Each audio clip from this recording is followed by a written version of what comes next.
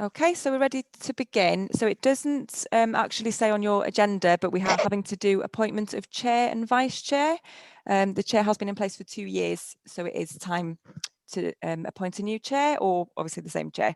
So can I have any nominations for chair, please? Can I come in on this? Knowing where we are at the moment, and I'm sure that other people as well, not knowing what is an update on where we are at the moment, I would very much like to say that I'd like Roger to carry on knowing the times that we are in at the moment, because he's done very well and knows what is going on at the moment. So I propose that Roger stays in the chair. Okay, do we have a seconder? Yes, I'll second it. Okay, fantastic. And are there any other nominations? Okay, no other nominations. Okay, so I will read out your names in turn. So if you just say for or against. So Roger Boone. Councillor Chris Cater. Yeah, in favour. Jenny Downs. For. Councillor Mary Doyle. For. Annest Gray-Fraser. It's enough. Julia Buckley-Jones. Hello. Or Councillor Abdul Khan. Blind. Colette Owen.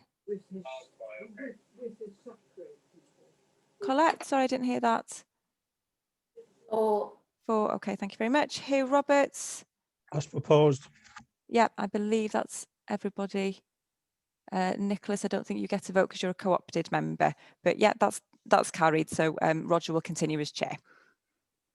Okay, we need a vice chair now. I just want to open if you've read the strategic plan, I think I'd like to open up the possibility, although Abdul's done an excellent job, of actually having one of our professional teachers as the vice chair. So I'm not prepared to make, obviously, a proposal myself, but I'd like you to consider that as a possibility, because it would enable me to deal with the strategic plan I've laid down for the next meeting more effectively. That's all. So proposals, please.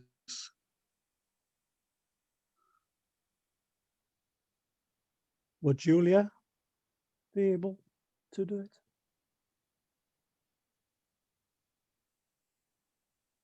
He's on mute. sorry, I'm going to suggest Colette. It's just that because we are in a pandemic, I feel I've got so much on really in school, trying to keep the school safe and the children. I don't feel at this juncture I could really take on it. I will if I need to, but I would rather not, if that's okay at the moment, just because of the workload really with everything else. So perhaps Colette would do it. She's a professional. Or Philip. Phil, no, Phil. Phil? Sorry, Colette is unable to stand because Roger represents the faith organisation, or the committee, and so does Colette. We can't have two people from the same committee as vice and as chair. Sorry, Julia. No, it's okay. What about Hugh? Same faith committee.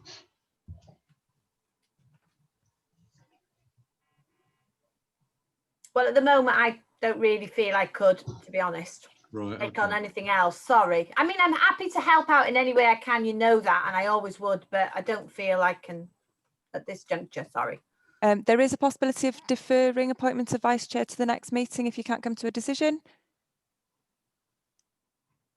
Abdul.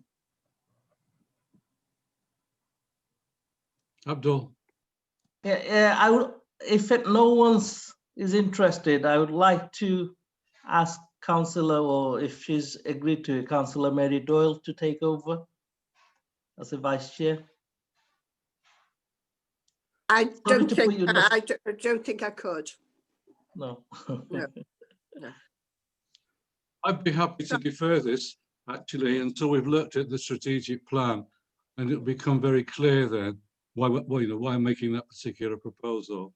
That probably would make sense, and also with a possible wider attendance, we could make an informed decision then. Hugh. On mute. Hugh. On mute, Hugh.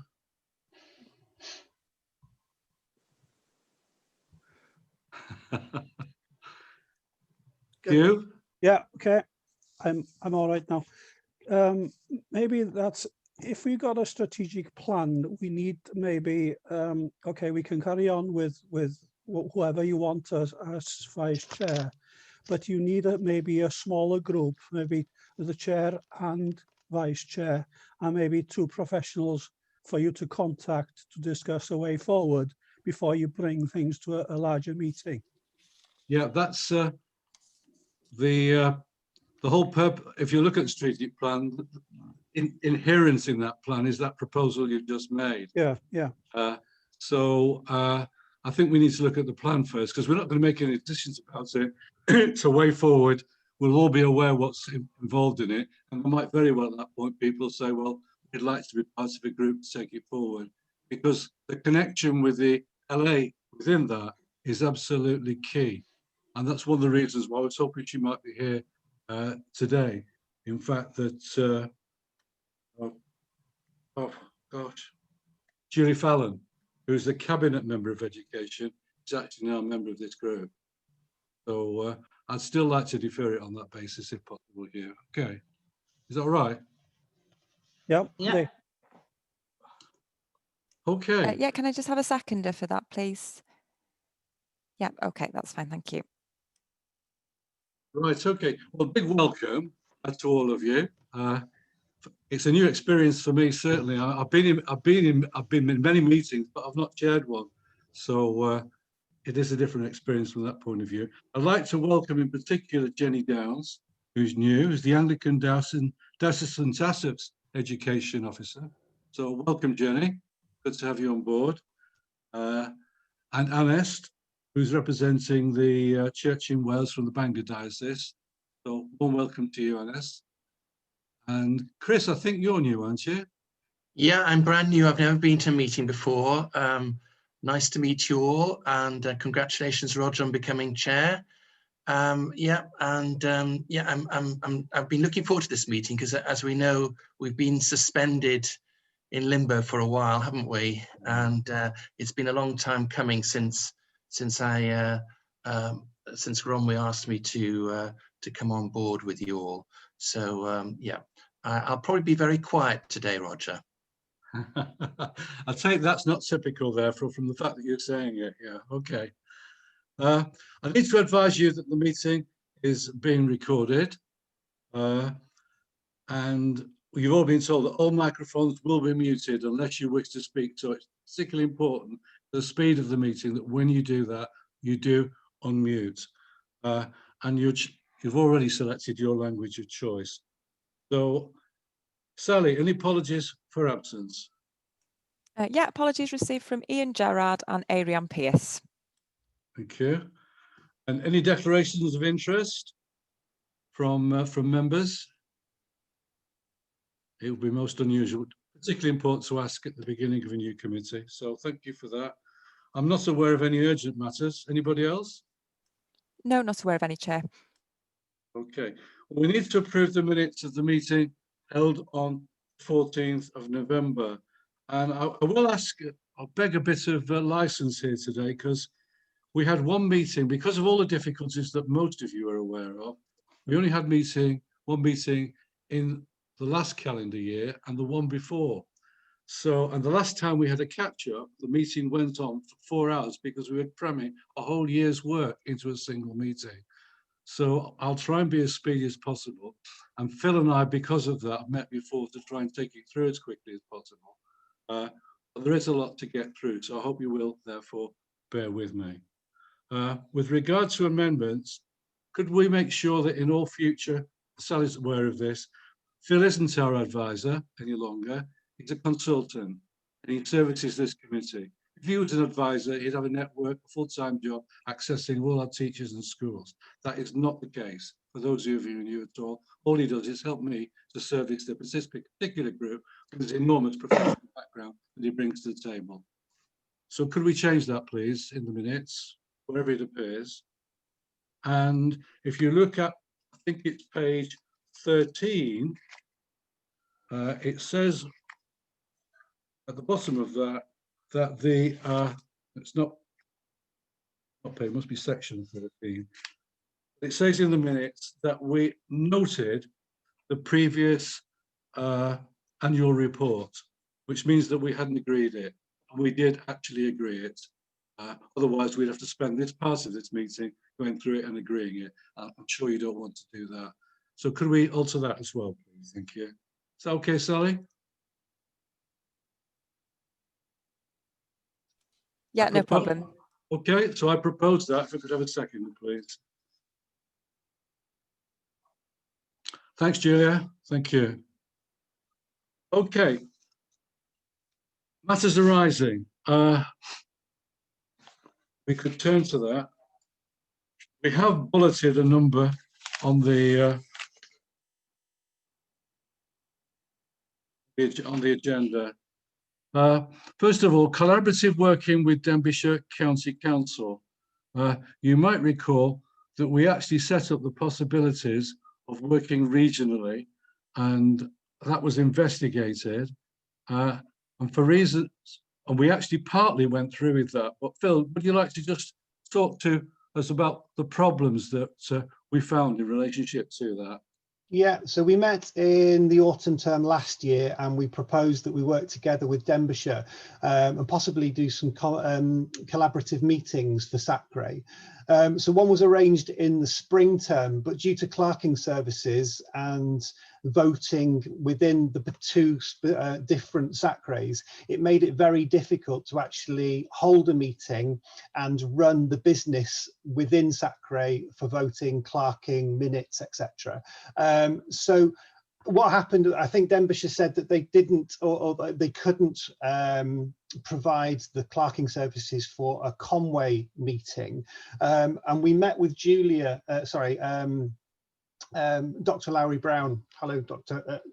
We met with Dr. Lowry Brown in the spring term to discuss the collaborative working with Denbighshire, and sort of we talked about the issues and the problems with clerking, and it was agreed that we would carry on with our own meetings in Conwy, and so we attended, or the chair and a couple of others attended the Denbighshire meeting as visitors just to see what was going on. Yeah, Colette. But Colette also sits on the Denbighshire SACRE as well. And so we attended that meeting, and then because of the COVID coming in mid-March, our meeting that we arranged within the spring term as a result of the meeting with Dr. Lowry, we were then unable to meet in the spring as a Conwy SACRE, and we've not met since. So collaborative working, we will continue to distribute a newsletter with Denbighshire, and there might be some working that we can do in collaboration with them, but in terms of business meetings and voting, we will need to continue with a Conwy SACRE. Yeah. You'll also note that we were going to raise, we had agreed at the last meeting that we were going to raise the whole issue of access to data with the local authority on the basis that we got no basis for making judgments about what was going on in schools in relationship to examination performance. Dr. Larry Brown was pretty adamant that was not possible, certainly at this stage, because this was the policy of national government and that's what they were actually obeying. So that's a no-no at the moment, although it does feature as an item looking ahead in the strategic plan as how we can best access some kind of estimate of what's happening in our schools. So elsewhere on the agenda, there was a possible, I'd spoken to the local canteen in Llandudno, and they'd raised the possibility of supporting a bursary for Llandudno schools. We had then taken back from our last meeting that we thought £2,000 would be a good sum. I discovered when I reported back, in fact, that that's their whole budget for the year. So it wasn't going to be £2,000, and they're going to look at that again. If you look under item 82, support for SACRAs was discussed at WASACA, and I'm going to ask Phil to actually talk about that when we get to the WASACA report, rather than take it out of the minutes. Okay. On that basis, unless there's anything else that people want to raise at this particular point, because I think everything else is included in the programme for today, I'd like on that basis to go ahead. Is that okay? Can I, Roger, dwi'n mynd i siarad Cymraeg rwan. Mae ar ran 83, mae yna sôn awgrymodd yr is-gadeirydd. Felly mae yna sôn am is-gadeirydd yn y cyfarfod yna. O gynna ni is-gadeirydd yn y cyfarfod yna, achos ydy o ddim yn y rhestr presennol.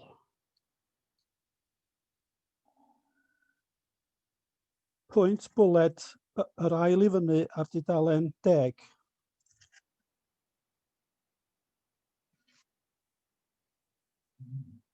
On page 10.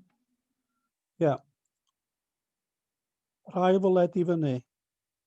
Awgrymodd yr is-gadeirydd holiaduron posibl ar gyfer disgyblion. It's not on page 10. Well, the Welsh page must be different to the... Is it a Yeah, different it's the bullet point in third. the It's English? the third Sorry. bullet point up. The Vice Chair suggested possible. Okay. Yeah. Yeah. So did we have a Vice Chair? It's not on the list. I'm just going back to what we did at the beginning of the meeting. Sorry, I'm not with this at all. I'm on page 10. So at the last meet, sorry, is it, you're just checking that there was a Vice Chair present at the last meeting? Yes, it was Councillor Abdul Khan. Yeah. And he was present at the meeting, yeah. Okay. So, fine. Okay. So Abdul could carry on then as a... Yeah, that's certainly a potential. And Abdul and I have already spoken about that possibility as well. Okay. Yeah. Yeah. Okay. Just looking at the item 83. No, my apologies. I jumped here. I was actually still working my way through the minutes. There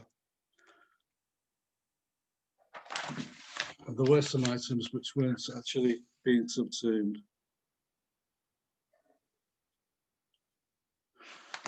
We actually discussed whether there should be an action plan, which is the reason why you find the strategic plan now on the agenda.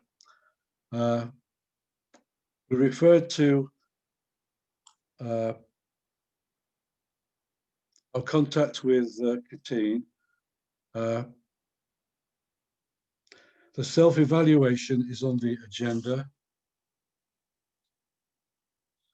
And Phil, we actually made something we promised to do, but we actually said that we would make contact with the chairs of Gwynedd, Anglesey and Flintshire in relationship to future joint meetings. You've talked about Denbighshire. What was the feedback on that?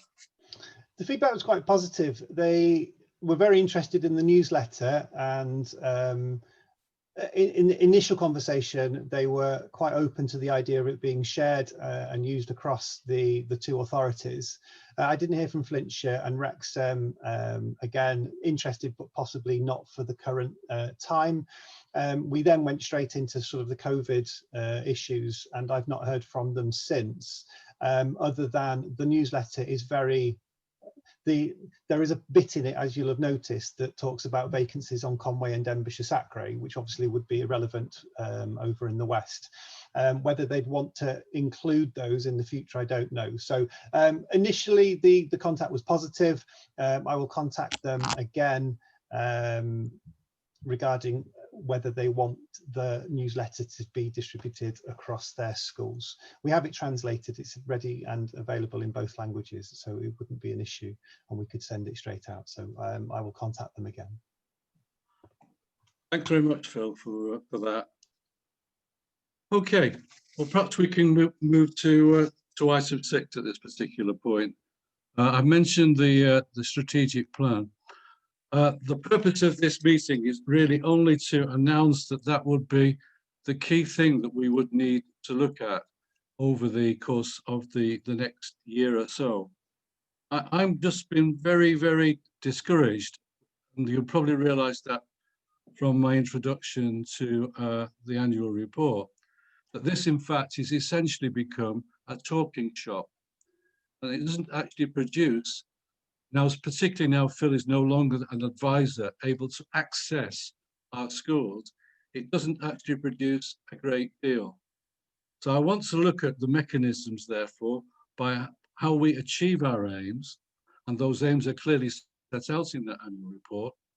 And I also want to actually look at how we can really become much more effective. And it seems to me the key to that is our integration with the local education authority on the education side.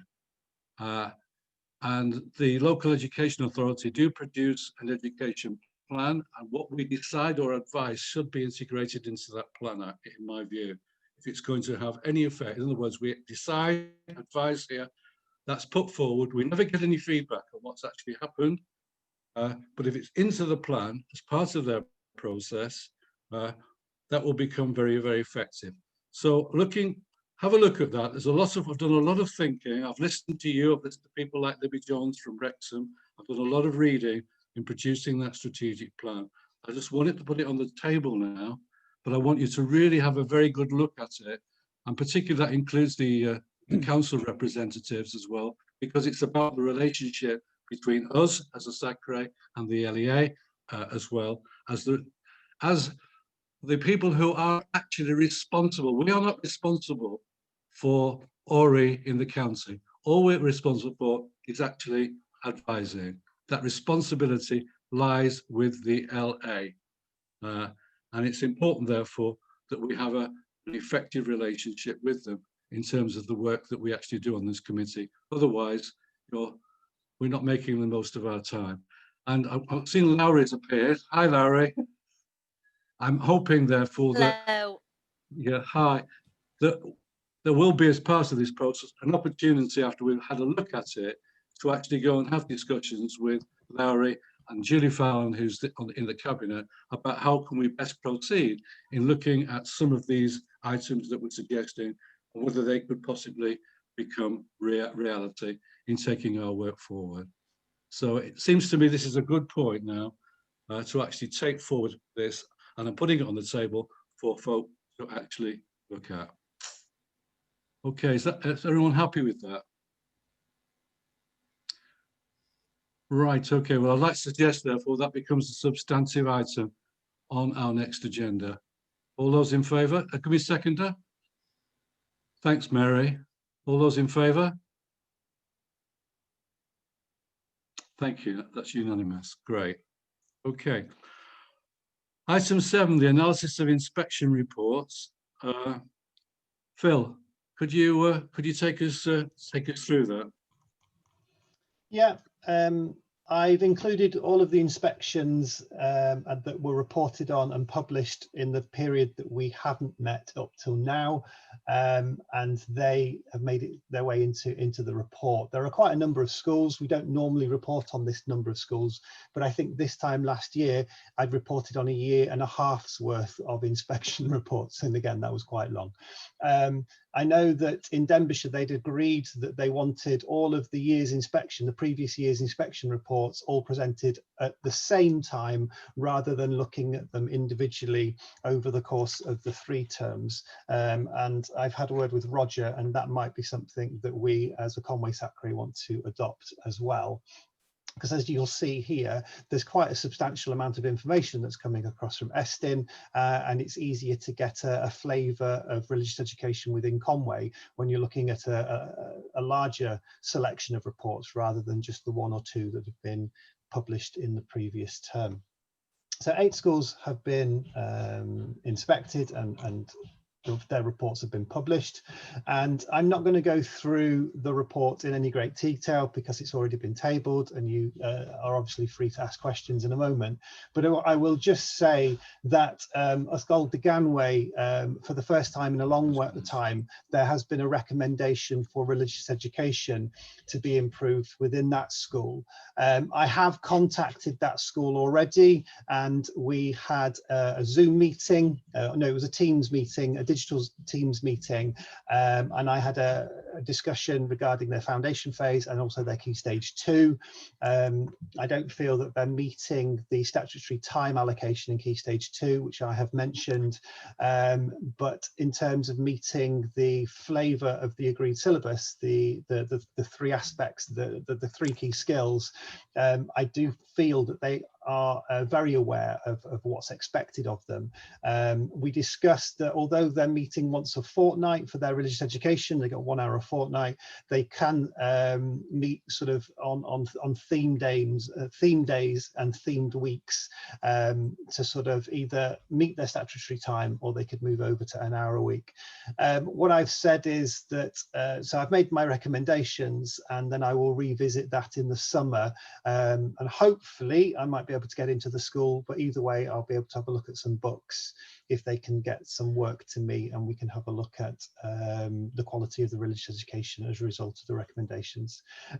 So that's it really, unless there are questions relating to the report that's been tabled. Thanks, Chair. Okay, any thoughts on that? Hugh? Can I say that this is a good step forward now? It's much more succinct than when we did it before. I'm going to turn to the Welsh language now. One question I have, maybe Phil can enlighten me here. Ydy estyn, dwi pyn bach yn gymysglyd hefo be di diffiniad y bellach o addysg grefyddol, be di'r terma da ni yn ei ddefnyddio. Achos da ni'n clywed y moeseg yma, da ni'n clywed crefydda, da ni'n gweld byd olwg. Ydy estyn yn mynd i fabwysiadu, neu ydy'r awdurdod yn mynd i fabwysiadu penawdau gwahanol wrth ymateb i adroddiadau? Achos beth sgynnon ni ar hyn o bryd ydy lles, profiadau addysgu, gofal cefnogaeth ag arweiniad. A does am sôn am foeseg neu ethics yn Saesneg neu bydolwg, beth bynnag ydyn ni'n mynd i ddefnyddio. Os na drafodaeth fel a wedi cymryd lle, achos da ni'n gorau gweithio o fewn y diffiniad o addysg grefyddol ar hyn o bryd, ond hyd y gwela i, dydy hwn ddim yn dilyn y diffiniad yna sydd ar y gweill felly. A chi'n dall y cwestiwn sydd gen ni? Yeah. So before the summer, Welsh Government consulted on a name change for religious education, and it was decided that it will be religion, values and ethics, but that name will not be legal. It won't be used until 2022 when the new curriculum comes online. So September 2022, religious education will become religious values and ethics. What I'm unsure of is this rollout. So there is a slight ambiguity in religious education that in Key Stage 4 for examination, it's called religious studies. So there's a religious studies Key Stage 4 exam, but the statutory duty in Key Stage 4 and Key Stage 3 is religious education, so RE, and then we're getting religious values and ethics, which will come on board in 2022. What I don't know is whether the Year 7 will have to attend an RVE class and the Year 8 will attend an RE class, or whether it will all become RVE right across the high school. I presume it will. I think schools will just adopt the name change and I will be an RVE teacher, not an RE teacher. But legally, I'm not sure how that would work, because in Year 8, they would still be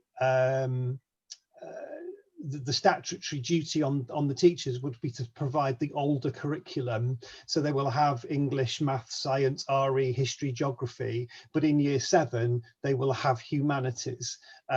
So the RVE fits in with the humanities and that particular way of working. So I'm not sure how it would work for year 8, year 9 statutorily, but I presume that most schools will just say, well, we've now got an RVE subject department, whatever, rather than, well, they'll have a humanities, and so the RVE will be part of the humanities department.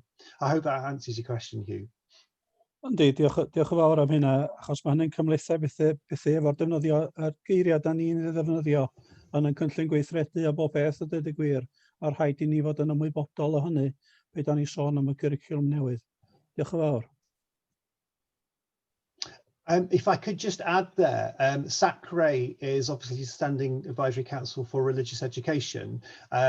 Nothing's been said regarding, will it be a Standing Advisory Council for Religion, Values and Ethics, which would obviously change the name and the acronym for currently what we are sitting in. Yeah, so that I'm presuming that will be in discussions in the next few years as to what that and the impact the name change will have on lots of acronyms. Diolch yn fawr. Okay, thanks for that, Phil. Any more thoughts on that? Just interesting, because we talked about making it part of our forward planning. The whole idea of actually taking the reports all as one and looking at a pattern right across them, which I think Hugh was just indicating was probably a good move. Would you all think that was a good move for next year? Yeah, lots of nods coming around there, so we'll go ahead and do that. Okay, if there's no more comments on that, no? Okay. Can I ofyn, Roger, ydyn ni'n anfon llythyr trauma I ysgolion, bod ni wedi gweld I adroddiadau nhw, a mae rhaid I ni feddwl hefyd bod yna ella lythyr gwahanol, os ydyn ni'n anfon llythyr I un ysgol dwi'n meddwl sydd wedi cael ei nodi fel bod yna angen datblygu ynddi, ynde. Dwi'n gwybod beth yw'r farn yn fanna. Hugh, you might recall that Phil produced a template letter to go out from us with regard to schools. But I don't think, Phil, if I'm right, that we actually dealt with any negative feedback, did we? And I'm not going to call it negative, but the need for support, more support, I think, is what we're saying in relationship to the school. No, there is what mae yna un ysgol yna sy'n dweud nad ydyn nhw ddim yn dilyn y cwricwlwm. Felly, fedra ni ddim llongyfarch yn yr un ffordd mewn ysgol fel yna I bob ysgol arall. Dwi'n eisiau enwi'r ysgol, ond mae'r enw yna. Yeah, that's an issue that we might touch on a little bit later, actually. But can I therefore suggest that we write to the schools that Phil will actually put together, using the template, our usual letter of congratulations, and that if you'll delegate he and I to draft an appropriate letter to any other school that might not, we're not actually giving the complete and utter support to. Would that be appropriate? Phil? Yeah, I'd like to propose Hugh's recommendation that individual schools that's been in question does get the similar letter, but also note our concern. Yeah, it's a point taken. Phil? And the school the school that had that as a recommendation has already contacted me and asked for support. So I think in this particular instance, it's not as if they haven't asked for support and they're not receiving support. They are receiving that support. So if we were to send a letter, which I think is right, saying that we are offering the local authority or the local authority are offering support or whatever that might sound like, that's already been taken up, and it might sound a little bit odd if they know they've already asked for that support. Now, if a school's not asked for support, then that letter would be different, I think, because it would be strongly recommending that the school gets in touch or that an advisor is therefore going to contact the school. I just think that at the moment, if we send out a letter to Ysgol de Conwy, as highlighted in that particular report, they'll have said, well, that's great, we've already done that. So as long as the letter sort of reflects the current situation, saying things like, well, we know that you've already contacted and we hope that that will be sort of fruitful in moving the school forward in that recommendation, then obviously that's good. But using a blanket letter for that particular school in this particular situation might just seem that it's a little bit irrelevant or out of the time. So just making sure that the letters are relevant for the current situation in whatever the context is. Yeah. Okay, so can we proceed on that basis then? Yeah. All those in favour? Okay, thanks. So that's down to you and me, Phil, to follow that one up. Okay, if we could move now to the draft annual report. Roger, sorry, we've got the second part of. Oh, sorry, yes, the Estin consultation. My apologies, Phil. Yeah. The Estin consultation.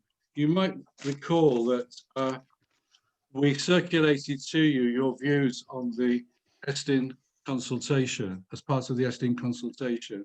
We didn't actually have any responses. To be fair, they gave us 4 weeks to turn around the whole thing. And we were also, Phil and I also were involved in 2 other major consultations you'd already delegated us to carry through. So we didn't actually make a submission as a result of that. However, the responses that are available from other educational professionals, SAG grades and local authorities have been collated, and this document actually does share that. So if you could actually just perhaps take us through that briefly, Phil, that'd be great. This is the only deliberate mistake of this particular autumn term SACRE minutes. You'll probably notice that the heading on the report that I sent out was for the consultation that's prior to the one that we were talking about. So unfortunately, that's my fault. What I will do is in the chat, there is the current response. So what I will do is I will just put, and I will email this out afterwards. Right, so the nuances, well, the first one, the one that I'd sent out as the response was looking at the consultation to what Estin should be doing currently. And that is they're visiting every school virtually at the moment. They're phoning every school for probably about a half-day's phone call to discuss things like the curriculum for Wales, the ALN, self-evaluation. They are focusing on well-being, and actually from the experience of the schools that I work with, they are very positive phone calls, and Estin are very concerned in a very positive way as to what is happening within the current system due to COVID. So that was the consultation evaluation that I accidentally sort of submitted. There is a different one, and I've just forwarded you the evaluation for that one. As I say, I will email it out, or ask Sally to email it out after this meeting. So the consultation that we didn't manage to submit a response to was regarding the new Estin inspection arrangements. They have asked whether there were three, so there were a few main areas. The first one was about the inspection areas that they currently inspect on. So we've just seen the headings: well-being, there's standards, there's leadership, teaching, care support and guidance. They are the 5 areas that are currently covered, and they asked the question, should they continue using those 5 areas? And overwhelmingly, each one of those 5 areas of the inspection framework were overwhelmingly positive in the responses that people gave to say that these need to continue. So I'll just remind you, the standards, well-being and attitudes to learning, teaching and learning experiences, care support and guidance, and leadership and management. So everybody that responded, or the majority, vast majority of people that responded, said that those 5 areas need to stay within the inspection framework. It's got a breakdown then of whether that was teachers, governors, education professionals, and why they agreed, and if they disagreed, why they disagreed as well. The second main area was the summative gradings. So at the moment they use excellent, good, adequate and unsatisfactory. We haven't really included those in our reports, but for those of you that work with schools and that have seen inspection reports, for each one of those areas, they will make a very distinctive judgment: excellent, good, adequate, and unsatisfactory. And then as a result of how those play out across the inspection, there will be some follow-up, possibly, if they're in the adequates or unsatisfactories. And what they said is they want to remove summative gradings in the inspection reports to make them a lot more less judgmental. And that goes back to our conversation about not using data when we are comparing schools. They don't want to use those summative grades for you to make arbitrary comparisons between schools.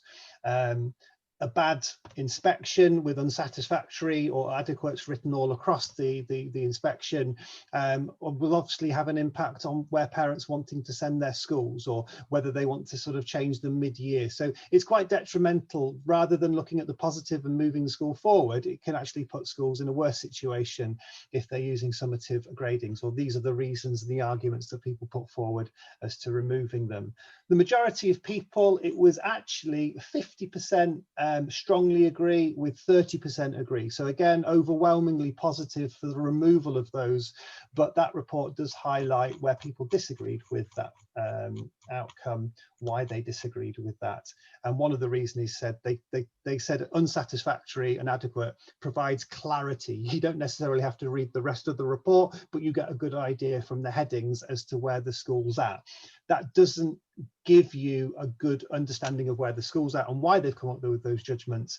But what some people were saying is they wanted to keep the judgments because it gives you a sort of almost like a headline, top line overview.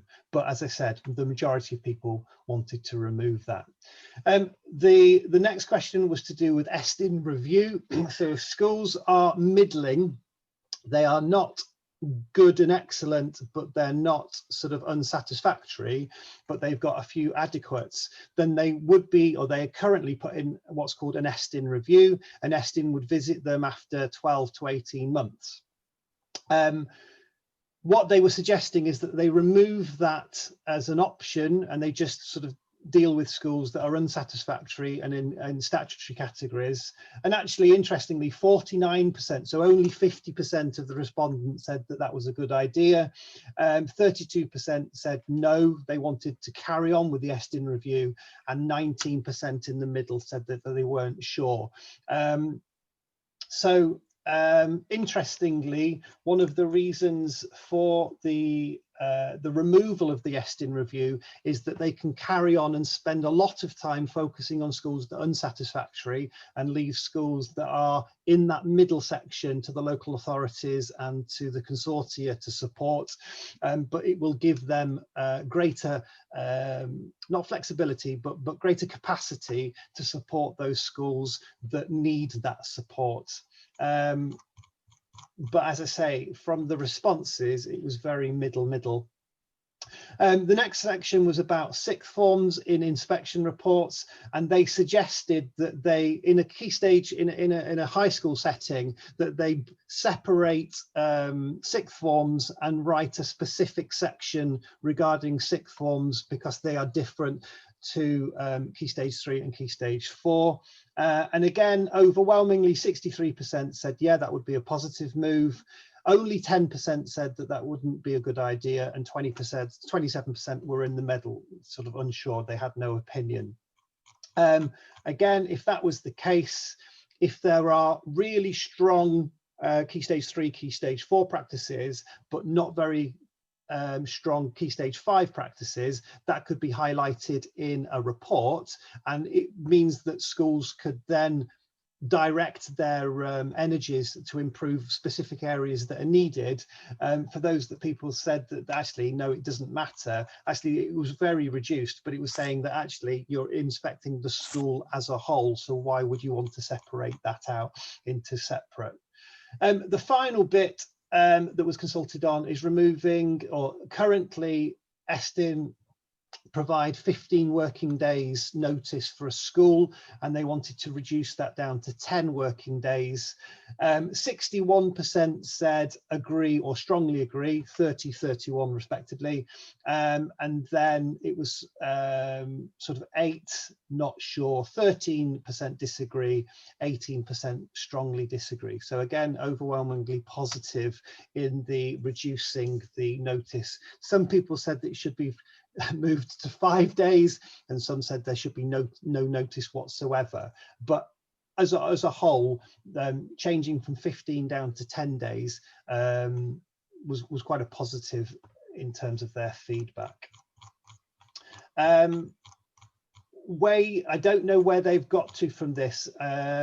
It says the consultation will inform their inspection arrangements from 2021, and they'll be piloting the new inspection framework in the summer 2020, which is just gone, so I'm not sure. We will hold another consultation on inspection arrangements for further education, colleges, adult learning and work-based learning later on in the year. But obviously with COVID, that's obviously put everything back for their work schedules. So I presume that we'll be hearing a bit more about that at the end of this year. One thing I'm not sure about, and I don't know if any of the teacher colleagues or Dr. Lowry could help with this one, with the sabbatical year that Eston are currently on, but they are obviously meeting with schools, with that falling in the COVID year, will they extend their sabbatical, or are they looking just to jump straight back in September as if that sabbatical year has come to an end?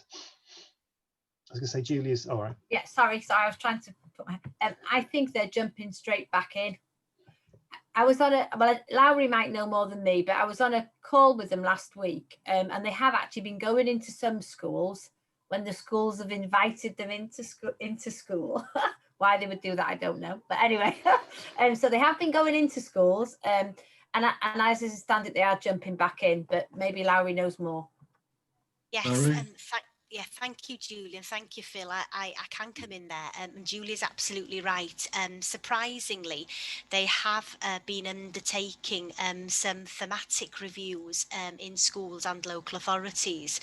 So just to give you a little bit of context, we have actually undergone a thematic review by Eston. We've had 2 formal days of interviewing, and they've been triangulating the information. So they've been contacting our schools. They've also sent a questionnaire out for parents to complete, and we will obtain feedback on the 11th of December. So I can bring that back to you for the next meeting as an update. We have strongly discouraged Eston from contacting schools over this pandemic. You know, we absolutely acknowledge that schools have had to be repurposed. They've been working exceptionally hard, 7 days a week, almost well over the core hours. So as a Chief Education Officer group, we've met with them a number of times. We've wrote to them collectively, and I wrote to them as well as lead here in Conwy, suggesting that it isn't the right time. Schools need to be focusing on getting through the pandemic, keeping learners and the workforce safe. They have recognised it, and they have tapered down the type of visits that they have been undertaking in schools. However, they have been holding telephone conversations, and you know, some of the line of inquiry has actually been quite invasive, and also on subject areas that they didn't give us any forewarning on. So they are going to be jumping straight back in. I think we're going to still be meeting with them and lobbying for them to re-look at the way they're contacting school, because you know we don't know when the end of this is. Is it after Christmas? Is it within 3 months? You know, it's dependent on many variables, the vaccine being one of them. So I think I'm quite disappointed with their response. I'm quite disappointed in the way they have contacted our schools, and we have tried to give our schools as much warning as possible. But I can keep you updated at this SACRA meeting, and I'm sure, you know, Julia and Colette as well will have information along the way. But they are continuing with their regulatory function as they intended. That's really helpful, Larry. Because we weren't initially going to be discussing this, so it's been, get this feedback has been very useful. Julia? I've had my phone call, and I think Lowry's right. I think it does depend on which inspector rings you up, really. So I think some have been quite intrusive and others have been quite supportive. I was really lucky. The lady that I had an inspector ring me, and she was really talking about blended learning and how we're helping the children catch up, and how we're delivering work at home for children if a class is self-isolating, and how we've been adapting the curriculum with the new situation we find ourselves in. So I think probably every head has had a slightly different experience, as is always the case with Estin, depending on the person that rings you or the team that comes into your school and what they're interested in. So yeah, I think you know, again, it's just a mixed response. They didn't go into they didn't talk about RE, or they didn't talk about anything really other than well-being, staff well-being, pupil well-being. So yeah, but mine was quite a positive experience, but I know others that haven't had that. So okay, thanks for that, Julie. Right. Sorry, Roger, would it help if, just for reference, that I sent Sally, for the purposes of the minutes, the letter that I wrote on behalf of Conwy to them? Yes, I think that really would, because it tells us about the relationship that's actually happening between the LEA and Estin on this one, and how supportive you are, obviously, being of the role of teachers in these difficult times, and that'll be really good.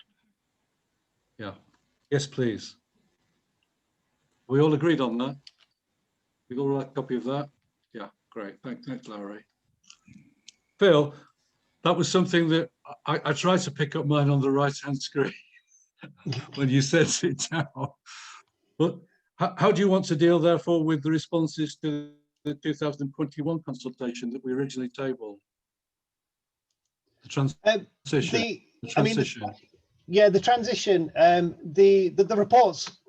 They're obviously very much in that at the moment. So the consultation evaluation that I'd sent out was outlining how are they going to be working in the current period, and then the consultation that I failed to attach was to do with what we've been talking about now, and that's going to be the inspection framework moving from 2021 onwards.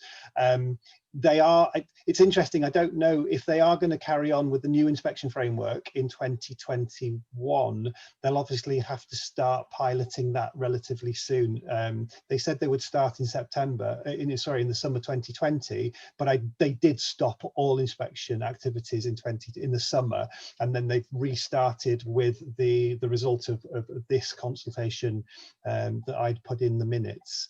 But they are looking to obviously establish a new inspection framework. So yeah, watch this space regarding the new inspection framework. Right, okay. I mean, I did notice actually in reading the responses on the consultation in relationship to the transition, that over and over again, the word strongly was used several times. The importance of collaborative working between schools and that networking of mutual support. And you know, something we've noted actually in our strategic planning, the importance of, and of course we've lost the lead practitioner scheme in relationship to that in our local LA. So that really jumped out to me about how valuable they felt that work was, and I'm sure your colleagues, Julie, will think that, wouldn't they?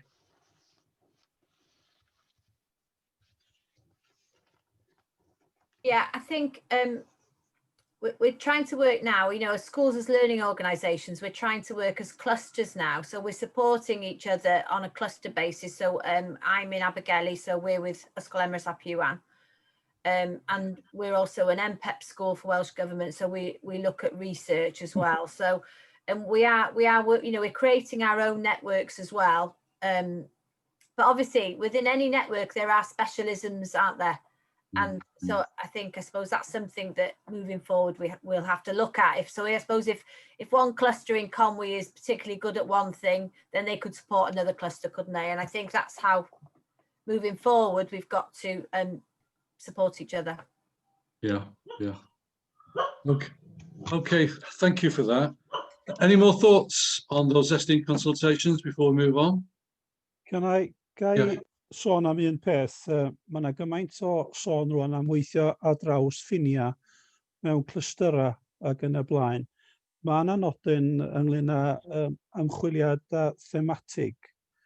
A dwi'n cofio edrych ar y system addysg yn y Ffindir. Ac y fanno, oedd yr agwedd bositif yn dod allan, o'n i falch o Phil wedi sôn am hynny. Ond efallai y dylai Estyn rwan fwy edrych ar astudiaethau thematig sydd ar lefel mwy lleol, ynde, na maen nhw wedi wneud o'r blaen felly. Achos tydi adroddiadau unigol ysgolion ddim mor ddefnyddiol â hynny bob tro i rywun fatha ni, na chwaith i awdurdod addysg mewn gwirionedd. Da ni eisiau gwybod sut mae ardal neu glwstwr yn gweithio hefo'i gilydd, sut da ni'n gweithio hefo'n gilydd, a dod i'm ydy pe mae'r awdurdod yn cael ymchwiliad, ydy gwaith CSAC yn dod i mewn i'r peth, achos mae'n arferion da, hefyd y dylen ni ddysgu ohonyn nhw. Felly, o'n mhrofiad i o'r blaen, oedd adroddiadau thematig weithiau yn fwy defnyddiol na ymchwiliadau manwl i ysgolion, ynde? I think the point that you're trying to make there, Hugh, is about patterns, aren't you? And analysing and looking at the patterns and so forth. Yeah. I don't think that was necessarily a massively popular view in the consultation, but although I personally think it's of enormous value. Phil, would you like to just comment on that with some guidance? Dr. Larry Brown's hands up as well. I don't know if Larry, you want to say anything? Yes, just quickly, I think that the points that he was making are valid, and I know Hugh and I have discussed these over the years and our concerns. I think what we need to do as local authorities is we need to educate Estyn, and we need to work with them in the way that we are operating. So, for example, they, during our thematic review, asked very prescriptive sets of questions, specific lines of inquiry, which didn't quite fit with the way in which we are currently working. You know, our schools in Conwy, as Julia refers to now, do work as strongly as clusters. They're forming alliances now across a range of schools. So as part of the blended learning model, that they can tap into some of the strengths in a particular school and distribute those skills across the alliance of the cluster. So that's the slant we took with Estyn. Rather than them asking questions, we just wanted to relay to them what we're actually doing. So I think it's about trying to re-educate them as a body, because they are very rigid, dare I say it, in the way that they operate, and it's very difficult to sort of veer them away from that. Okay, well, I mean, that's a really positive, I mean, that's really encouraging to hear that, Larry, in relationships to Conwy as well, because it's clearly enormously valued from what Julia's already saying. And it's an eminently sensible way forward, particularly when you have different strengths in different schools, you know, and that can then be sort of rolled onto other schools through the sharing process and so forth. And that's really, really good to hear that. Bill?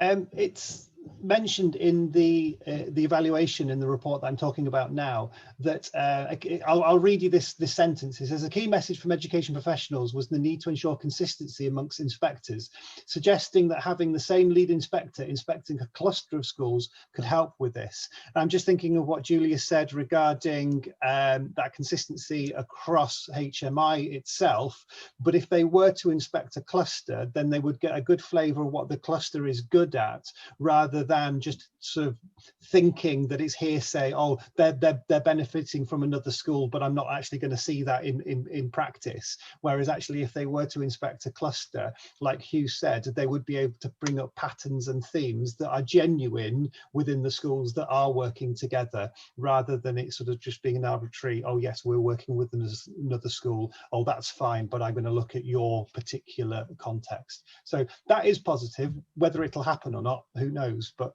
if the system's pushing you that way, you never know, it might have an impact on the way that Estyn inspect. Well, given the implementation of the kind of structures that Larry's actually been sharing, that's obviously the most sensible way forward. Any indications, Larry, as whether that will be the case? Well, I shall tell you after December the 11th when they feed back, which is next week. So that our Christmas is dependent on what we. No, I'm saying that glibly. What they plan to do is feed back to local authorities next week, and then they will be publishing a report with recommendations around the 15th of January. Right. Okay. So hopefully, they'll shed some light on the proposed future. Sorry, you froze then, but I think I got the gist of that.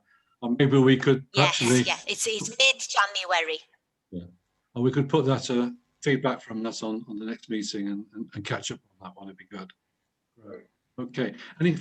Well, that was really helpful. It certainly raised my awareness of what's going on. And it also points out the value of having someone like yourself, Larry, at these meetings, because it really kind of widens our understanding of the context that we're actually working in. So thank you for that. Really appreciate it. Any other thoughts on Estin? Right, okay. Well, we can move on to the draft annual report. You did ask us to actually think about, to visit about how we actually proceeded with this in terms of the way it was drafted and the kind of information that we actually included in it. That was quite short notice, but Phil and I, you'll probably notice that based on the preceding year, that we have actually made a number of changes. I've actually highlighted in my introduction a lot of the problems that I felt in the context that we're actually working in at the particular moment. And I don't particularly want to go over those now because they filtered their way into our strategic planning, and they felt that they will automatically come up when we actually have that meeting. Phil, do you want to add anything to what I've just said and then give people a chance just to ask questions? Yeah, so the annual report for last year, sorry that we updated it. Roger and I had been through it and considerably added to it, but I didn't update my link to Sally. So I apologize, Sally, you still had the old one, but then you had the new one as well. So anyway, it's all worked out.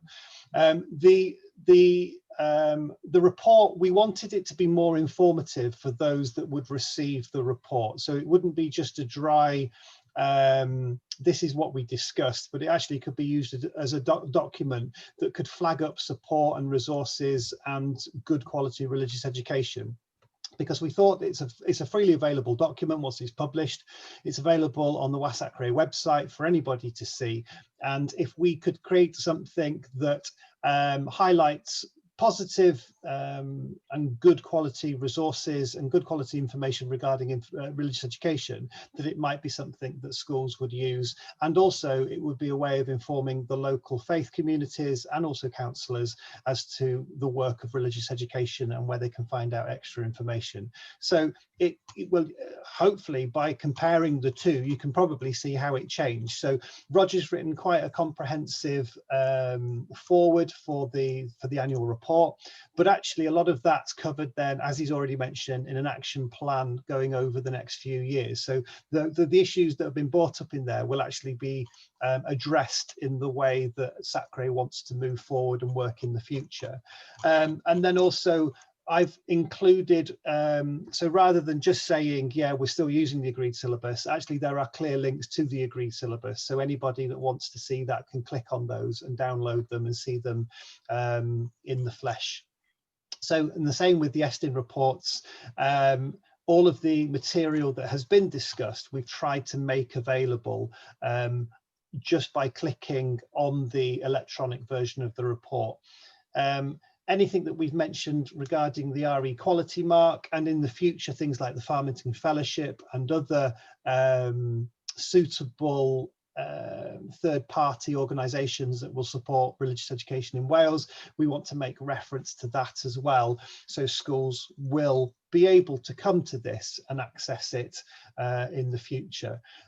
So I don't want to mention much more other than the previous parts and what you would expect from the annual report are there, but you'll, if you've been in SACRE for any great length of time, you'll also see that there are images in there as well, and the front pages of various documentation that's relevant. So it's, I feel it's a far more useful document, and that's what Roger wanted. It's a far more useful document for the various stakeholders that we are supporting for SACRE.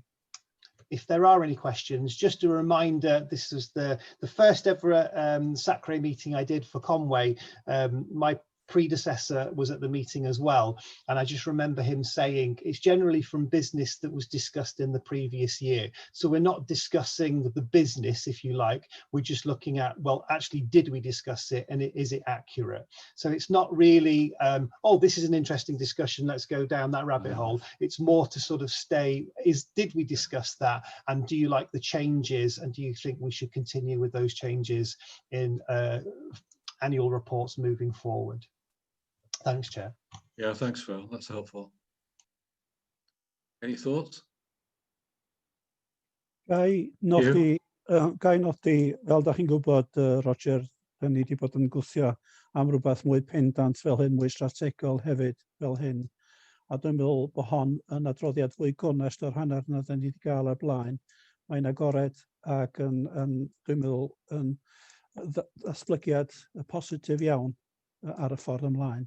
Felly dwi'n diolch i chi'ch dau am eich gwaith efo Phil yma yn gwneud yr adroddiad yma. Diolch yn fawr i chi.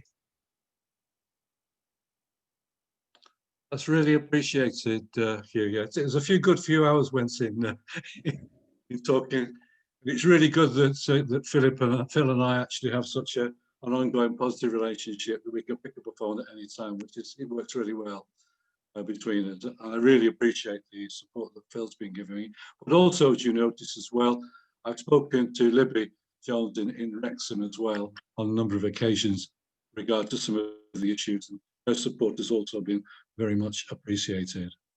I think one thing we haven't mentioned on this though, and Sally, perhaps you can help us on this one. Do we have a defined circulation at the moment for the report? Because it's all right writing it, but it's got to be read, hasn't it? So do we have a defined circulation? Not that I'm aware of, no. Right, okay. Well, perhaps we could have some thoughts on that and create one. It would seem obvious to me that they go out to schools and to heads of ORE. And I'll take feedback from you as well. I also know that I personally, because I serve on Kitteen, my local Kitteen, I made a presentation to the local Kitteen, which it goes right across the spectrum in Llandudno, from Roman Catholic right through to independence. And that was much appreciated. As a result of that, they have already asked if, as a matter of course, they can actually have a copy of the annual report. And I know that although I'm from an Anglican background, I attend a United Reformed Presbyterian-based church, and the presbyters actually asked me also to send a copy back to them. So, any thoughts on creating this circulation list and how best to make the report most effective within schools? Any feedback?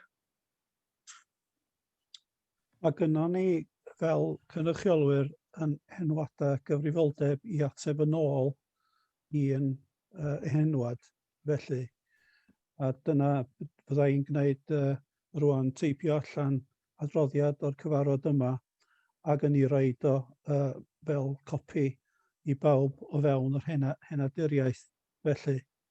Felly mae gynnon ni gyfrifoldeb I rannu'r wybodaeth yma cyn belled ag y medra ni, dwi'n meddwl.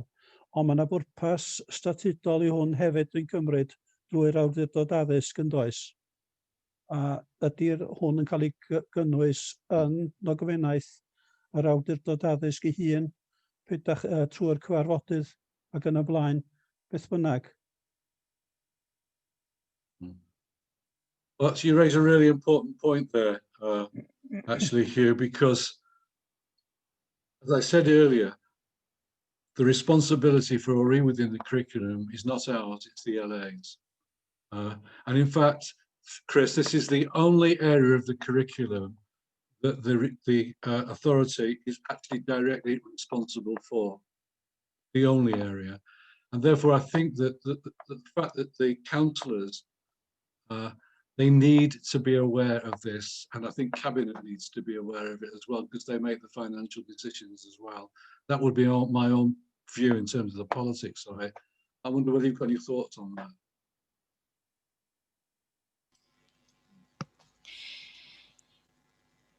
Yeah, Councillor Cater has his hand up. Sorry. I'll wait for Lowry. Thank you, Councillor Chris. Yes, Roger, and I agree, and I just want to echo as well the thanks for the report and also the links. We can take this through our political channels, through the Education and Skills Scrutiny Committee, so that we can raise awareness of it. I'm sure Councillor Cater and Councillor Khan can provide further information of that. So I'm happy to work with Phil and put that on our forward work plan this year, so that we can take it through those avenues.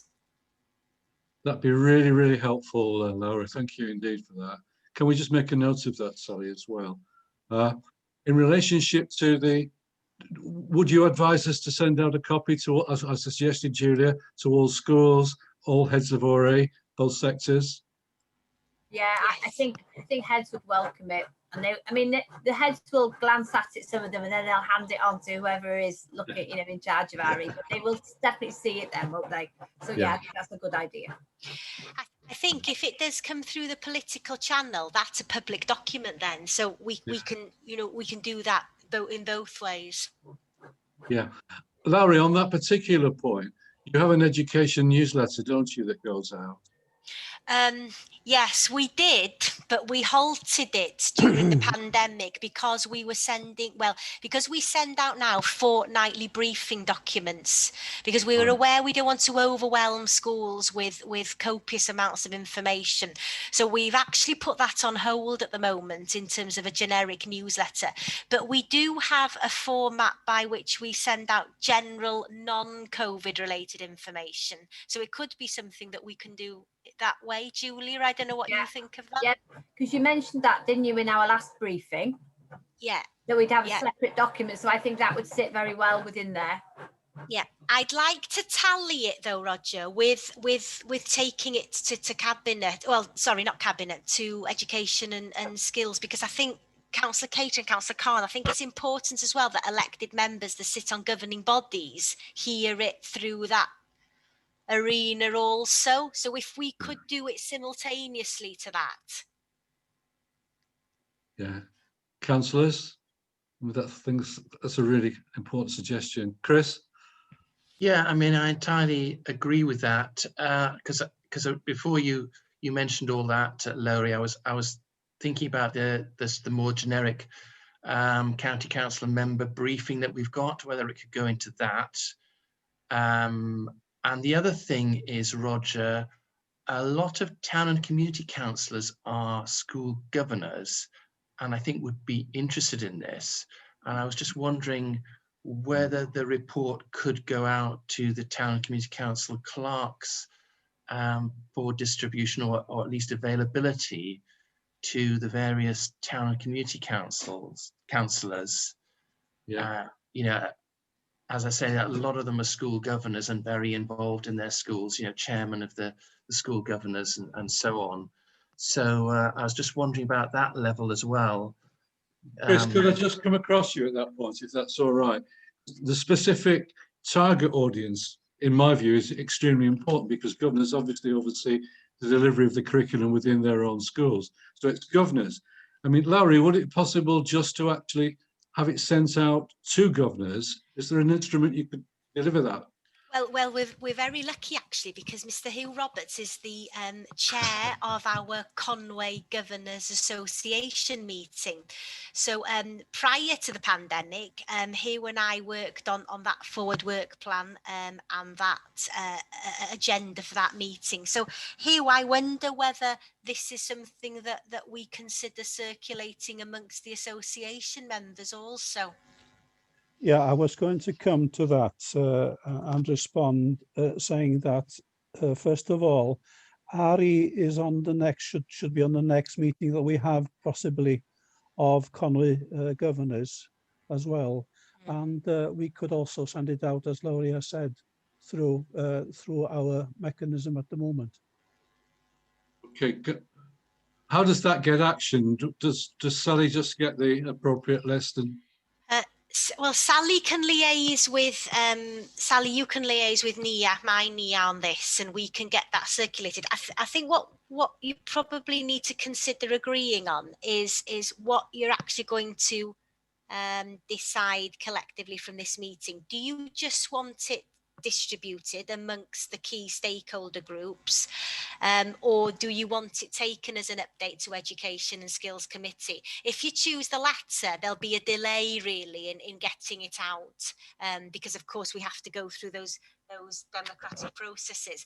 So do you want it just sent out to head teachers, governors, the stakeholders, the regional consortia? Phil? Does one stop the other? So if it goes through the legal process or goes down to Cabinet or to Education, would that stop it being sent out until it's been agreed or discussed? Or could it go out to schools and then go to Education and just sort of ride the time, but knowing that it's already been sent out? No, we can send it out to schools. If that's an agreement from this meeting, we can send it out. I think maybe we identify who the groups that you want it circulated to are. Yeah, because we're only an advisory body. Yeah. It's an advisory document, so it doesn't necessarily have to be a firm. Abdul. Yeah, thanks, Chair. When is Phil's going to send the letters to all the schools? Maybe it would be a good idea to send that with the letter as well. That's only to a limited audience. We'll do that anyway, I think. Yeah, as well as. Yeah, but this will go out en masse as a posting, I would think, anyway. Although I would like to take your advice, Larry, if everybody else agrees there, that we just get this out to the distribution network we've already shared in this meeting, if that's okay. How about that Phil and I meet, and then should we do that, Phil, and then we can firm up those circulation lists? I'll arrange for that. Yeah, that sounds good. Yeah, that's really helpful. Thank you, Larry. That's really helpful. Could we note in some sort of letter here, you know, for the attention of, because there is a danger in the schools, the way they are things at the moment, you know, that heads can't deal with everything, and they shouldn't be dealing with everything either, because there are other people in the schools. When we send something out, they're not aware of these things. So in secondary schools, for instance, you would have the RE head of department. You'd also have governors who are matched to departments in schools as well. So we've got, okay, forgetting councillors now, there are, you know, in the trenches there are people who are working with these things and know about them, and they should know that they are going down to that level of work in the county. So maybe heads of governors should be responsible for, or heads responsible for sharing to those people. And we've got a number of people there who are day to day working with this. You understand what I mean? Yeah, I think, Hugh, you're sharing that when this goes out, that maybe there's a very short letter that goes with it, suggesting what the distribution within the school would be, obviously to the subject governor, the head of department and so forth. And I know as a head, I mean, the stuff that comes in it as a secondary head is just enormous, and you're sifting it. And if you've actually got precise advice where this can be best used, that's really helpful, and it can go down those channels. Yeah. So we could do that, Phil. That would be good. Yeah. Great. Thanks. That's really helpful. Can we move on now? Chair, are we needing We need to adopt it, don't we? Are we approving it? Yes, we'll need an official vote on that. Yeah. Okay. Is there any further? Oh, no, sorry. One thing. Apologies. We haven't had a diocesan feedback at all on this document, either in relationship to circulation or its value. And certainly, I would appreciate that. So have either of you got any comments on that at all? Jenny? Yeah, sorry, I did put something in the chat. Yeah, it's a really good document, and particularly with the links. I was just, I mean, obviously for our non-church schools, for the mission area leaders, to have sight of this document would be great. But I mean, there's such good information in it. I'm wondering if there is a way that you have a forum, a virtual platform that you had it on that we could highlight it to with different people.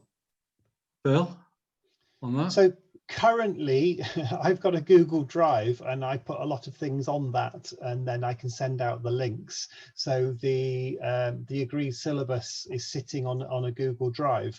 I could do with having a chat with somebody in the local authority. We obviously have a website, and a lot of you'll have got the agenda from the website. I don't think it would be too difficult to have a link in a committee's page for the SACRE, but obviously I need to have a chat with somebody in the local authority to look at what that might look like and whether we would have our own page, and then those can be held centrally in a Conwy IT department, and then those links can be sent out freely, available from the SACRE portal, whatever you want to call it, that we've accessed the agendas from. Would that be all right, Lowry? Yes, absolutely, Jenny. I think that's again a really good point. We've been working on this over time. So we've got the Hub platform, whereby we upload all relevant documentation, and governors also have access to that. So anybody who's got a Hub username and a Hub ID can access that, and it's indexed, and there are secure areas of it. So we could utilize that, and we encourage schools, governors and local authority officers to utilise that as an information source. So yeah, we can do that. Will, my only concern with is the Hub access. The Hub logon is available for governors, and I'm presuming that all the councillors here would have access to that. Yes, but the faith representatives might not have access to that, and that's the only issue with some of the stuff that I've put in the annual report, is that I know that it's only teachers and governors that would be able to access that. Well, if that is a need that we identify, we can obtain access for them with our licence, Phil. Oh, so I don't see that is an issue, because if these are deemed to be stakeholders that we wish to share information with, then we can provide them with that information. I mean, I'm not a whiz on this. I've got, we've got an officer that does this, but I think, Phil, if we meet, we can set that up. Okay, Yeah, again, really helpful. Thank you very much for that. I think sorry, Roger, we're going to need a mechanism then for so people who have got a Hub account, they need to make sure that that Hub account is live and they know how to access that, and there might need to be some training around that for those that have got one but have not used it. And then also those that haven't got one and they know they haven't got one, they need to sort of flag up to the committee to say, I don't know if Colette, have you got one? You would have had one through school, but probably not working for the CES. So actually you would need to flag up to SACRE that you would like a Hub. And so then we can then act on that, or whoever in the local authority can act on that. Colette?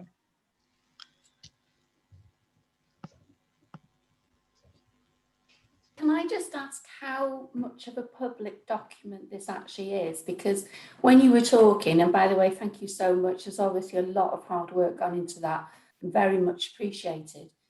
In my mind, I was envisaging, we have a diocesan website and we're in the process of building a very strong education part of that website.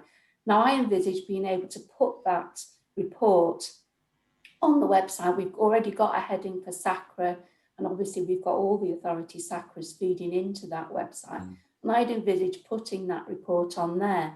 Would that be possible?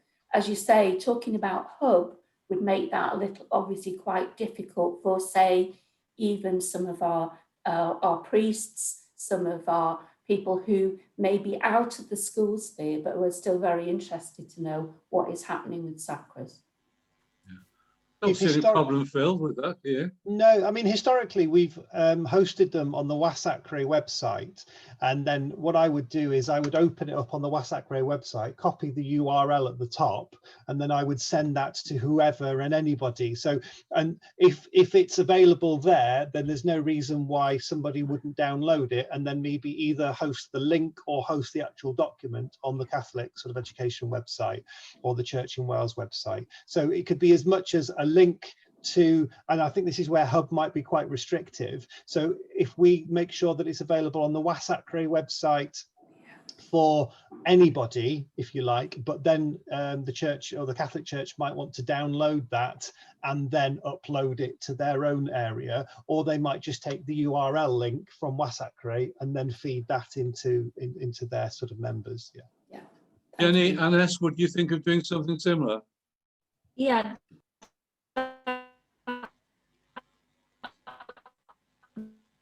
That would be easy for us because we've got several sacraries and we want to coordinate that, so it would be and be able to have easy access within the diocese. Can you hear me? Can you hear me, Annes? Can you hear me? I think she's frozen. Right. Jenny, while we're doing that, could you possibly come in there? Yeah, of course. Yeah, just exactly as Annes just said, it would, yeah, if it was on the CYSAG, right? Yes, can you?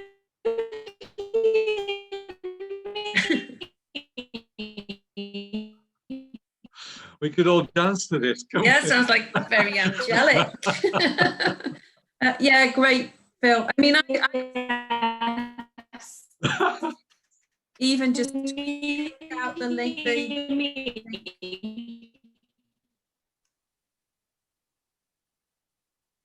Annes, if you can hear me, we're not hearing you at all.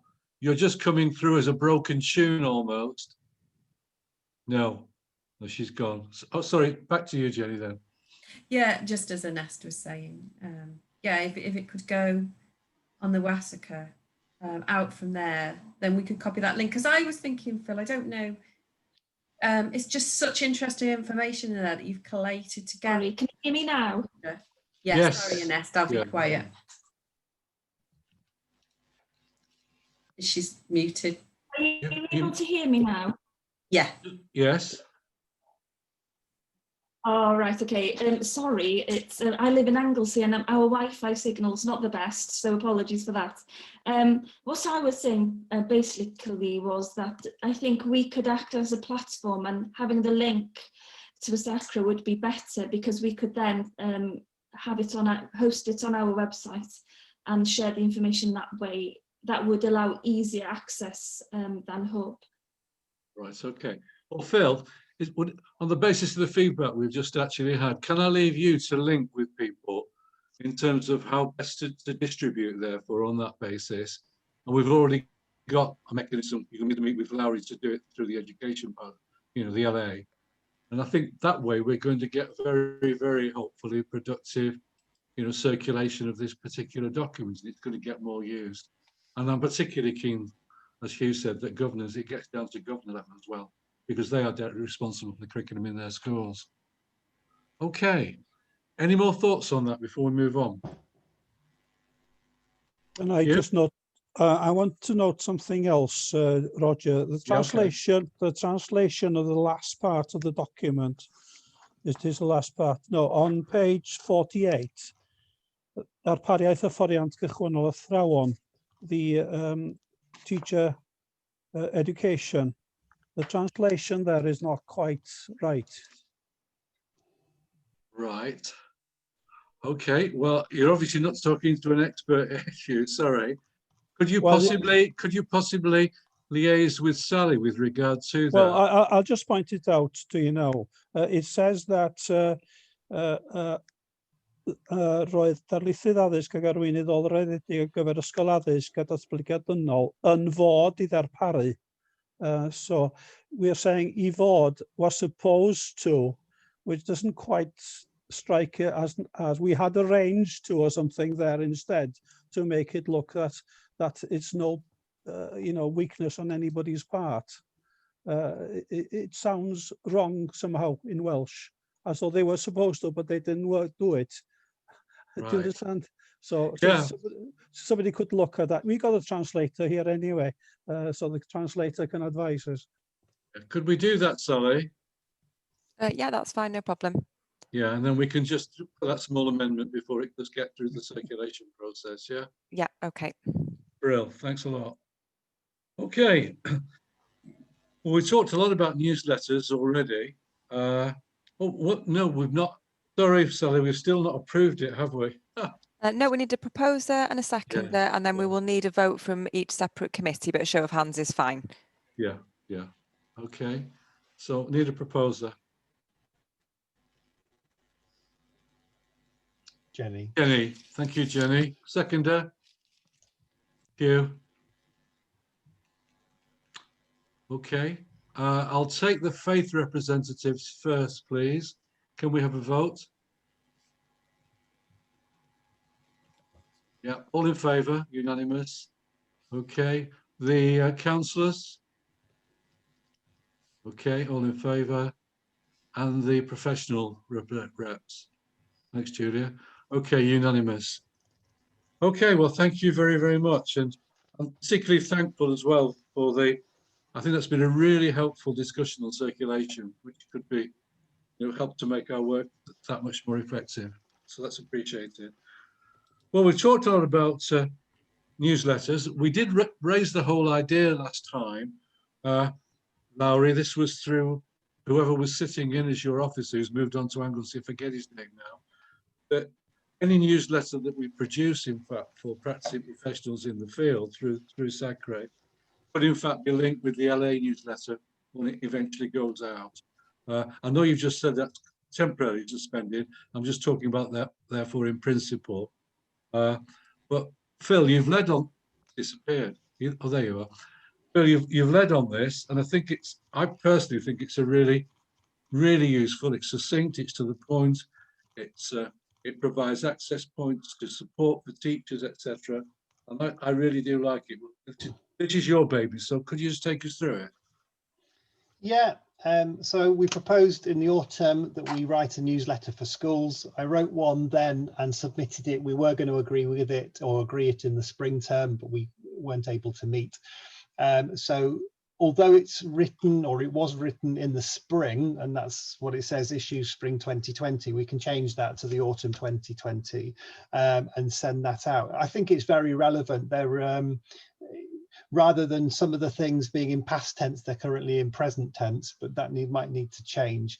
But I think if you're happy with that, we can send that out to schools.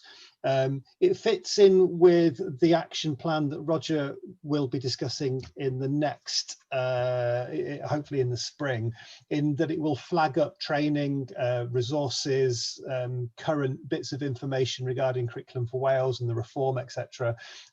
So it does quite a lot of things, if you like, and it's quite informative. We're using it across Denbighshire and Conwy. As I said, we've got interest from other authorities. Ernest might, and I think it was mentioned that it could be used in some of her other SACRAs, but obviously I'll investigate that. That won't hinder what we will do and whether we will send that out. So if SACRA is happy, I will send this out and arrange to send this out.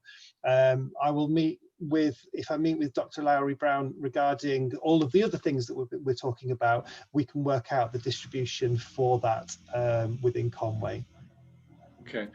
But further to our earlier discussion, Bill, would there be any value in just putting a small thing about the annual report from SACRA, which is trying to be supportive of our professionals in the field? Would you have a view on that? Yeah, I've squeezed and squeezed and squeezed to get it onto the 2 pages. That's my only issue, is that I don't want something that's 3, 4, 5 pages long. So that's the only issue. I mean, what we could do is if I could find, and again, with it being it would have to be a very Conwy specific, and then Denbighshire would have something similar, I think. Yeah. Just looking at the space that there isn't available. Yeah, I'm happy to have a go at doing that. We can have a look Yeah, at where okay. that might go. We won't make it mandatory then, just say if possible, if you Okay. can proceed. Yeah, that'd be good. Right. Any thoughts on the newsletter? Any comment, feedback? Lots of nods, feeling that it's a good thing to be doing. Well, can I just, on behalf of you all, express my appreciation to Phil for producing this. And it's obviously building on his previous network within the authority. And although he's not our advisor, having been our advisor, he comes with real positives in this respect. So I think we're all saying big vote of thanks. Thank you, Phil. Thank you. Okay. SACRE questionnaire. About how to manage that. This was an idea that emerged from SACRE, that we should actually go out with a questionnaire to schools. You've got a copy, you'll find a copy of that on page 55 of your. We'll try to keep it to a small number of questions. There are 5 in total. And I mean, I'd like a discussion really about you know, how we manage this effectively. I note that, you know, that on a lot of questionnaires, that sometimes we only get maybe a third of schools, but Phil and I talked about that, and we do feel that as long as it produces a point made by you earlier, a pattern that we can actually see, it will be a very useful document to actually have when it's the feedback is actually summarized. And also a relationship, Lowry, oh, she's gone, as to how we best knit this in with what the LEA themselves are actually doing. So any thoughts on how we manage this? Just a thought before you start discussing the questions and how it might go out. It just dawned on me that the annual report, the newsletter, and this would be quite a nice package to go out to schools, because if the annual report goes out, it obviously drives some questions, and then schools starting to think about their own religious education, and then also thinking about the issues within the newsletter. It does seem to be quite a nice package that a coordinator might want to receive and to go through if they're focusing on their subject. And I don't know whether that wants to be part of the discussion in how it goes out, and whether, I don't know how it would go, but if it was to link and go in with the same letter that talks about the annual report, it could also then talk about, you've had the annual report, thank you very much, any comments would be kindly received. Oh, by the way, there's a questionnaire to support SACRE and their work in the future. Yeah. I don't know whether that would drive a little bit of encouragement for schools.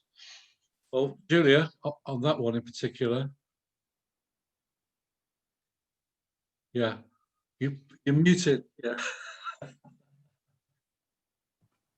Sorry. Yeah, no, I agree with Phil. Yeah, I think that's a really good idea. We're going to get a really holistic sense of what we're trying to do here, which would be really good. Everybody else agree? Yeah, lots of nods everywhere. Phil, if you could negotiate that, therefore, with Lowry. Oh, Larry's back. Yeah. The question. Thanks, Lowry. Yeah, because I was going to ask you a question about whether you were going to would help us to push this particular item, but clearly you are. So that'd be really helpful. Yeah. What about the appropriateness? I mean, we try to keep it simple. Just like some feedback, possibly. Do you feel the questions are appropriate? Because they're the key to obviously to the whole process.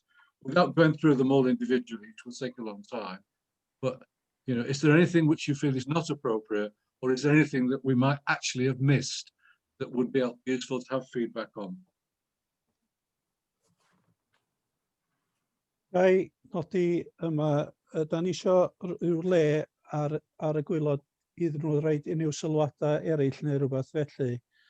Achos dwi'n gwybod bod ni'n trio pwysleisio y cadarnhaol, y positif felly. Ond hyd y gwela i darlun gyffredinol sa'n ni'n gael sydd ddim yn rhywfaint o help i ni fel CYSAG felly. Felly, os na, dwi'n gwybod sut ydych chi'n osod o, ydyn nhw'n ymwybodol o unrhyw be di pryderon nhw ar hyn o bryd, neu rhywbeth felly. Dwi'n isio cymryd lle yr awdurdod addysg chwaith o ran rôl arolygu na dim byd felly. Ond mi ddylen ni gael rhyw adborth yn rhywle i ofyn, wel, be di prif pryderon nhw ynglyn â addysg grefyddol ar hyn o bryd, neu rhywbeth felly, ynde? Neu unrhyw fater arall dan nhw, sa chi licio ddeud wrthon ni beth sy'n digwydd, neu beth felly. Dwi'n meddwl na'r pobl fel Julia sydd yma yn bwysig i ddeud, wel, sa hi'n derbyn y cwestiynau fel hyn, mae'n debyg fysa hi'n rhoi y pethau gadarnhaol i gyd, heb lle, os na sgyn ni digon o hyder, i roi lawr dyma'r pryderon sgynnon ni ar hyn o bryd felly. Mi fysa rhywbeth felly yn help i ni strategol, ynde?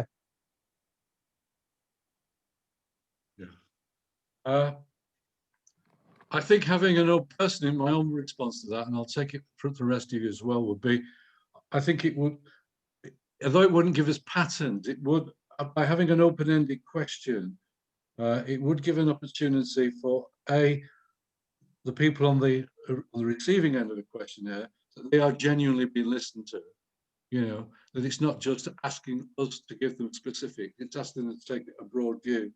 And particularly in their own individual context, I think that would be a very valuable thing to do, maybe just an open-ended question at the end. Julia, sorry. And also it would need some sort of introduction, you know, because it's got CYSAG or whatever on the top. Well, a teacher's going to ask, well, who are these people to ask me these questions? Yeah, well, if it goes out as part of the pack, though, that will be automatically in place, I think. Phil, what do you think? Yeah, I just thought that'd be nice if there was an opening paragraph written by the chair to bring it all together. I think that would be quite nice. Okay, so if you and I could liaise on that after this meeting, before the stuff goes to the LA and you have your meeting with Lowry. Yeah, okay. Yeah, that would be good.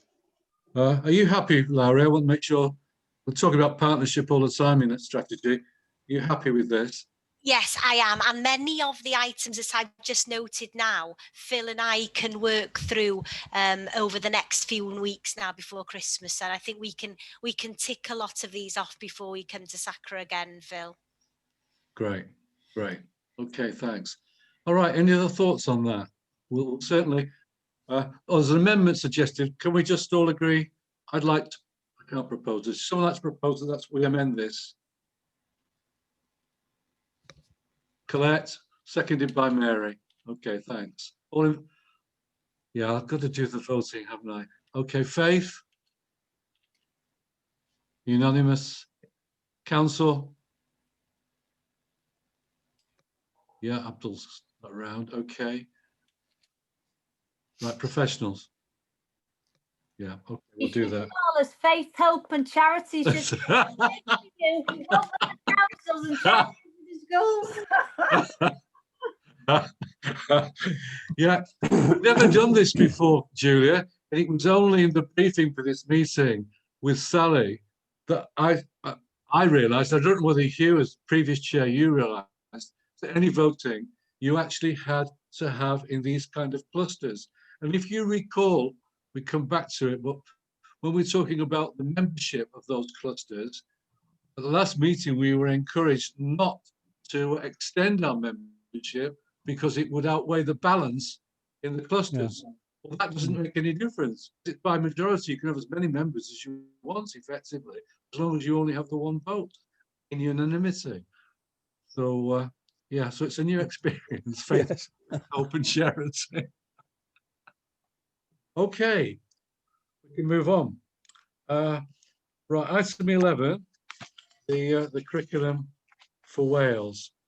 I'm getting an update here. Over to you, Phil.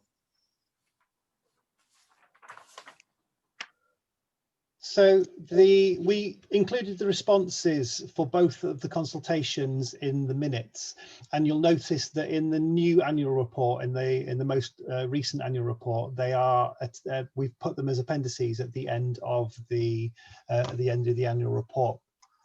There's nothing really to say other than we went through the questions.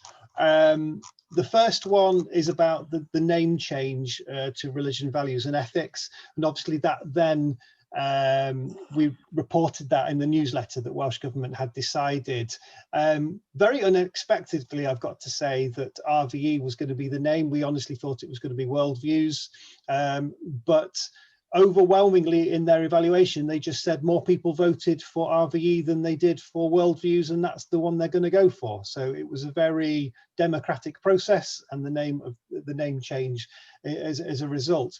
They are going to go through. Oh, sorry to cut across you there. Am I saying the right bit? Well, yeah, that was the bit I was going to do, but it's a mess. Well, that became first, so I thought you were just deferring it across to me and giving me both bits. But the feedback you shared with me was, in fact, that religion and worldviews was the majority view. No, sorry, for the right of withdrawal, they said that actually they wanted to keep it, but Welsh Government in its wisdom feels that it wants to continue to remove the right of withdrawal. But the name change was a very democratic process, which is the reason that they'd chosen it, because actually more people had voted for religion, values and ethics than they had done for worldviews. Oh, right, okay. Well, as you might remember, we've actually voted for religion and worldviews, but I did actually write on an individual basis to the LEA with regards to the dangers of that, because in terms of worldviews, not to the LEA, sorry, and to the governments on that was part of the consultation. And the danger with worldviews, of course, is that you bring in things like communism, capitalism, and all sorts of other things. And that was a road that they probably wouldn't go down. So I did my own feedback on that. However, I do get a little bit worried, not so much in Wales, but in North Wales, but certainly in South Wales, in terms of ethics. Our view of ethics, certainly in terms of faith, is determined very differently. So you might have very, very different ethical contexts. And I just hope, therefore, that will become an opportunity to explore those, as opposed to actually just presuming that ethics was something that we all agreed on. Certainly in a Western European context, if you read books like that Tom Holland reviewed Dominion recently, our ethics have developed from a Christian context, as we know, that will be quite different sort of basis, maybe in an Islamic context as well. So anyway, that was just a qualifier on me. We're obviously going to go with OVE anyway. So that's the feedback. You've seen a copy of the feedback we actually gave. That was extensively circulated at the time. So, but is there any additional comments before we move on? No. Okay. Can I bring one thing to attention? The title of this document is the full curriculum, isn't it? And we must be always aware that the religious education is the statutory part on its own, rather than the full curriculum. So it depends what comes into the statutory part regarding ethics and so on, and what is across the curriculum otherwise. Or we'll be rather mixed up with our own statutory requirements regarding RE as a subject. Are you suggesting, Hugh, that because this area of the curriculum is the one area that the LA is directly responsible, that however we refer to the subject, we need to be consistent with what's being done nationally? Well, yes, it's a difference. It's a statutory part of the curriculum on its own, isn't it? Yeah, yeah. It's a special part of the curriculum. Yeah. So that is standing, isn't it? That's a standing ask on us as a committee. And the full title of this document is Mynediad i'r Cwricwlwm Llawn, the full curriculum. Can I put a bit of context in there? Sorry, just for those of you, in terms of the education language, the phrase for RE, it comes under what's called the basic curriculum. So religious education and sex education comes under what's called the basic curriculum. And then you've got the national curriculum instituted in '88, which covers everything else. And so our religious education stood outside of the national curriculum and it was a designation of the local authority as to what would be taught. I've been doing a little bit of history for a course I've been running on religious education, going back to 1604. Yeah, so when St Augustine appeared on the shores of Canterbury.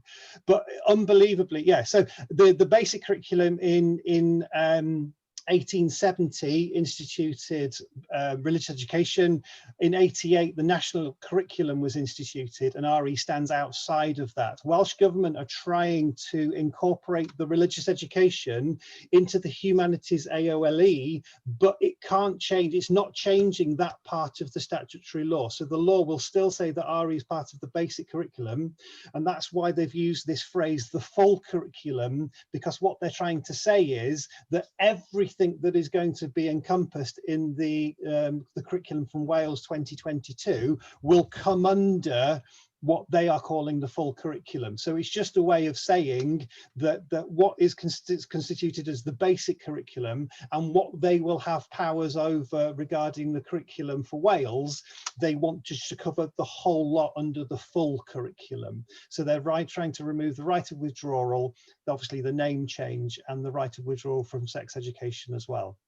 But talking about the full curriculum doesn't alter the fact that what Hugh is basically saying, that the agreed syllabus is the responsibility of the LEA and us advising the LEA on that.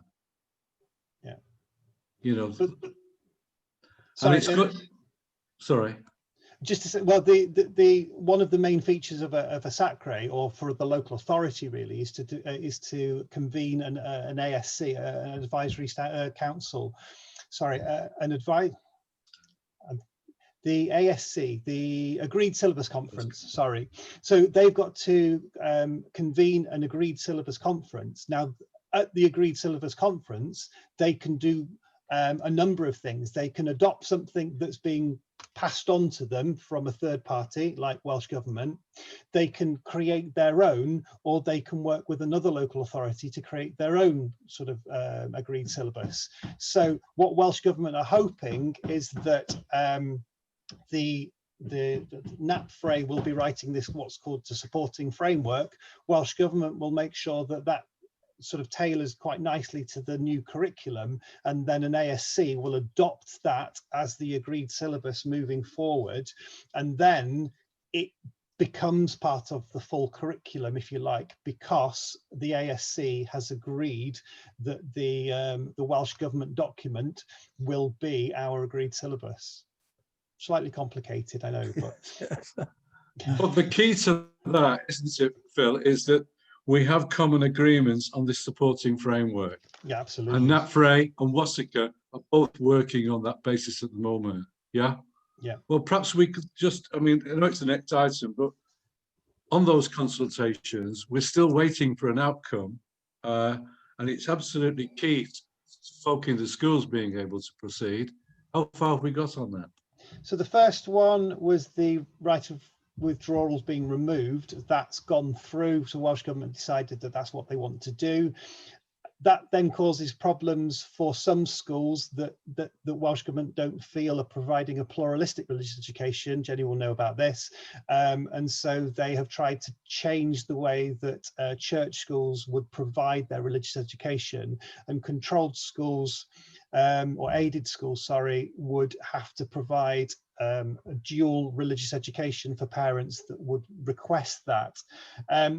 I think that's going through, but we all know the political process at the moment. The Education Minister is looking to step down in March before the recess, and obviously there are elections coming up in the Senedd. We think that it would make sense that the legal process is finished before the recess, and then that leaves a legacy for the Education Minister. So I can imagine that this is sort of, it goes through its final legal checks, etc., through the Senedd by March. Obviously I don't know that, but it would make sense that it's sort of finished and all closed, if you like, before the Senedd closes for the re-elections. Jenny, Ines, any comments on that? I mean, Yeah. given the fact that there seems to be a clear undermining here of church of faith schools essentially, and being asked to actually provide a different curriculum other than the one that effectively parents have chosen that school for a particular purpose. At the moment, I'm working with Elizabeth Thomas, who is our Provincial Director of Education, working with the Welsh Government on agreeing our definition from a Church of Wales perspective on pluralism. So we're in that stages at the moment. And at the moment, Welsh Governments are open to that discussion and open to that. So hopefully we'll have some agreement. I think it's important to note that our view from a Church in Wales view is different to that at the moment of the Catholic Church. So I think, you know, at the moment, all I can report is that the Welsh Government are open to the discussions that we're having with them. Well, that sounds positive. Colette, any thoughts on that, just to clarify? Yeah, it's not my role to be in on those discussions, but obviously our director is.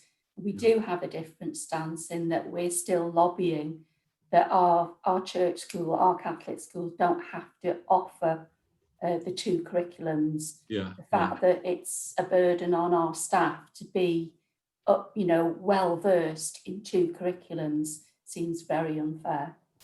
So that lobbying is continuing. Yeah. I think basically there's a historical distrust here in terms of what faith schools are up to, and certainly as a head of a combined faith school, Anglican and Catholic, I'm very, very well aware of that. And a lot of the work that's been done since the 90s on progressing the way that our school, or historically our schools, tackle that curriculum hasn't really, I don't think, picked up by national government. And I think there's a lot of suspicion still out there. And I think the kind of collaboration that you're talking about, this will be very useful in actually allaying some of those fears, hopefully. Jenny, before we go on that, any thoughts? No, okay. Okay, question therefore, Phil, but not only on that, but let's move on. The supporting framework, okay? Absolutely key. People like Julia desperately waiting for it, and all her colleagues. Where have we got to on that? Welsh Government, we're going to publish it in February. I was hoping to bring it up in the spring meeting. It was delayed due to COVID. Well, we don't know why it's been delayed. We presume it's been delayed due to COVID. We assumed it would be coming out in September. We are currently in, December tomorrow. The issues that we've got from a SACRE point of view, sorry, from a WASACRE point of view, is that it's going out to general consultation, which means that everybody and their grandma can have a comment about what's in that consultation. When you read one of the reviews for the previous consultations, they said that they don't look at numbers. So it doesn't matter if lots and lots of WASACRE people respond, and then a few people with a very different agenda respond, they will take on those differing views because that's part of this process. Now, we need to see it from a SACRE point of view and to comment from a SACRE point of view to shape what the consultation will look like.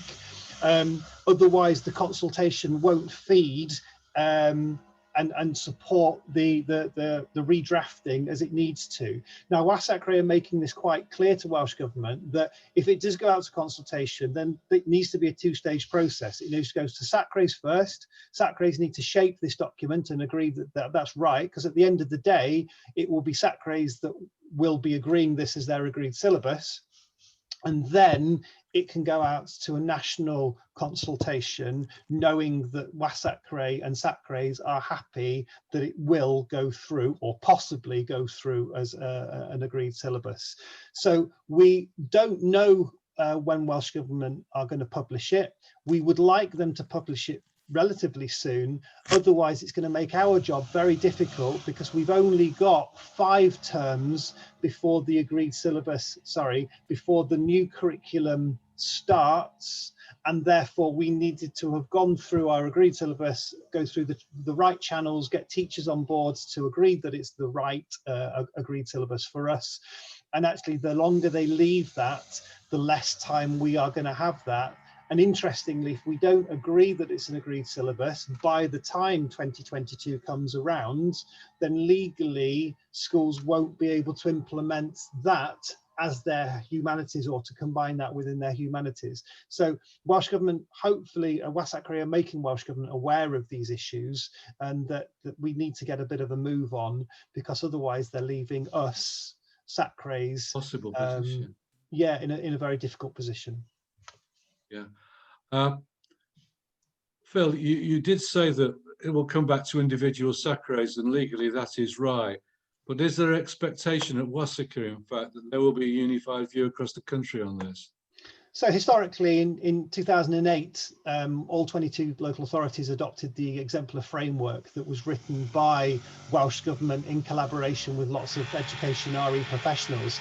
In a way, sorry about the background noise, in a way, that's exactly the same as this current process. So education professionals working with Welsh Government to provide the exemplar framework, or the framework as it's going to be called, and then hopefully we'll adopt it as our new agreed syllabus. It worked in the past. I can't imagine why it wouldn't work in the future, but obviously we need to see the supporting framework before we can confirm that that will be our way forward. I will go on mute now. Phil, do local authorities have a role in this, given the fact that, you know, we are advising them, and this delay or slowing of the process and its lack of nip with the whole of, you know, the whole national curriculum, it's making our job incredibly difficult. Do they have a role in terms of the consultation?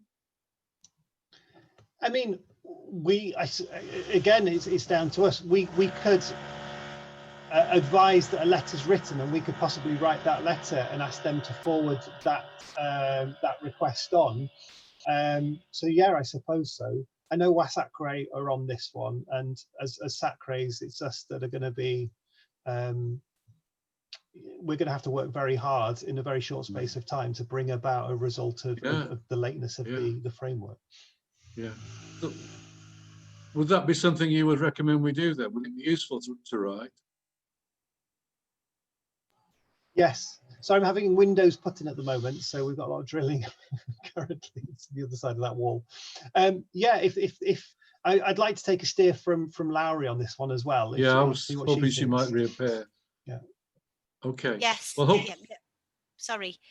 Yeah, I think, Phil, let's have a discussion around it and consider it if we could. Okay. So we'll leave that again as another, not something else to come out of your meeting with Lowry. And obviously, I'll, as everybody else is representative in this process, I'll knit in with whatever is agreed between us. Yeah? Yeah. Could I just ask, Dr. Lowry, when is your next ADU meeting, and is it something that could be brought up amongst ADU? Because obviously all the it's local Friday. It's Friday, Phil. So okay. Yes, I can do that. So could we formally then just sort of propose that Larry takes this to ADU and discusses it with them, and just raises that the profile of the framework? Okay. Phil's proposing that. Can we? Oh, we can't propose it. Sorry, consultant. Can someone propose that, please?